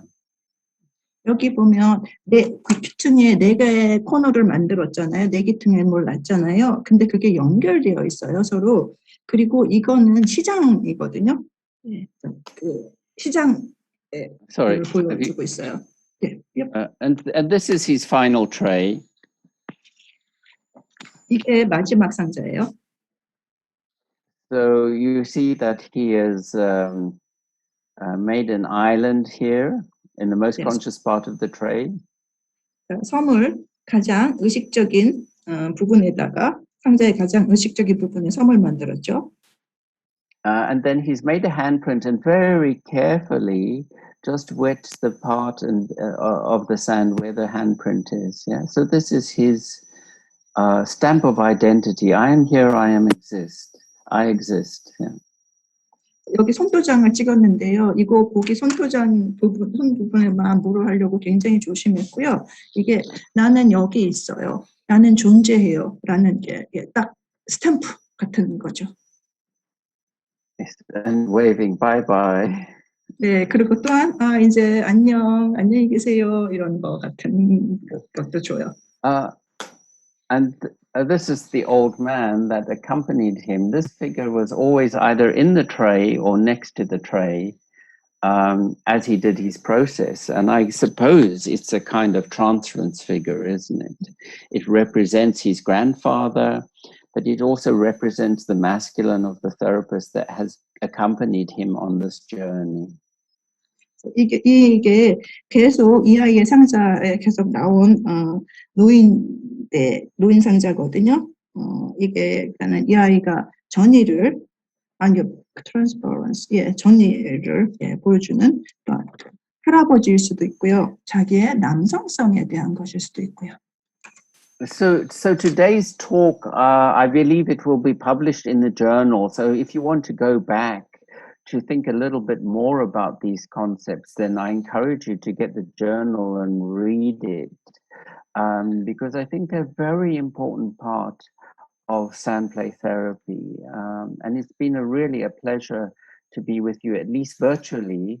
And I hope before long I can be also physically with you. 오늘 나눈 내용은 저널에 학술지에 발표되는 거여서 그거를 이 생각을 하면서 읽어주셨으면 좋겠고요.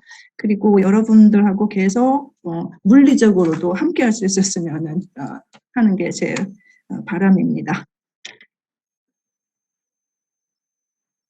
One person wrote it that the old man looks like Alex Yu. I think we've run out. Yes, that's what I said. It's the masculine of the therapist, accompanying him. 네. 치료사의 남성성이라고요. 자, 오늘도 좋은 강의를 알렉스 선생님께서 해주셨는데요. 그 위기적 시기 담아내기란 주제로 치료자의 그 분석의 틀과 테두에 대해서 저희에게 또 상징적인 의미를 제공해 주신 것 같습니다. 알렉스 선생님께 그리고 통역을 담당해 주신 왕렬 교수님께 소리 없는 큰 박수 부탁드리겠습니다. Bye. Alex, thank you so much for your great lecture. Surely. We're gonna see you Okay. next time. And you can Yes, leave now. take care. Okay, take care. Thank you. Bye-bye.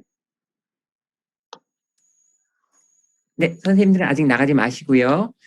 자, 제 시간이 딱 끝난 것 같은데요. 지금부터 2시 30분까지 점심시간인데요. 여유있게 점심 식사하시고 2시 30분에 다시 시작하도록 하겠습니다. 네, 식사 맛있게 하시고 잠시 후에 뵙겠습니다. 수고하셨습니다.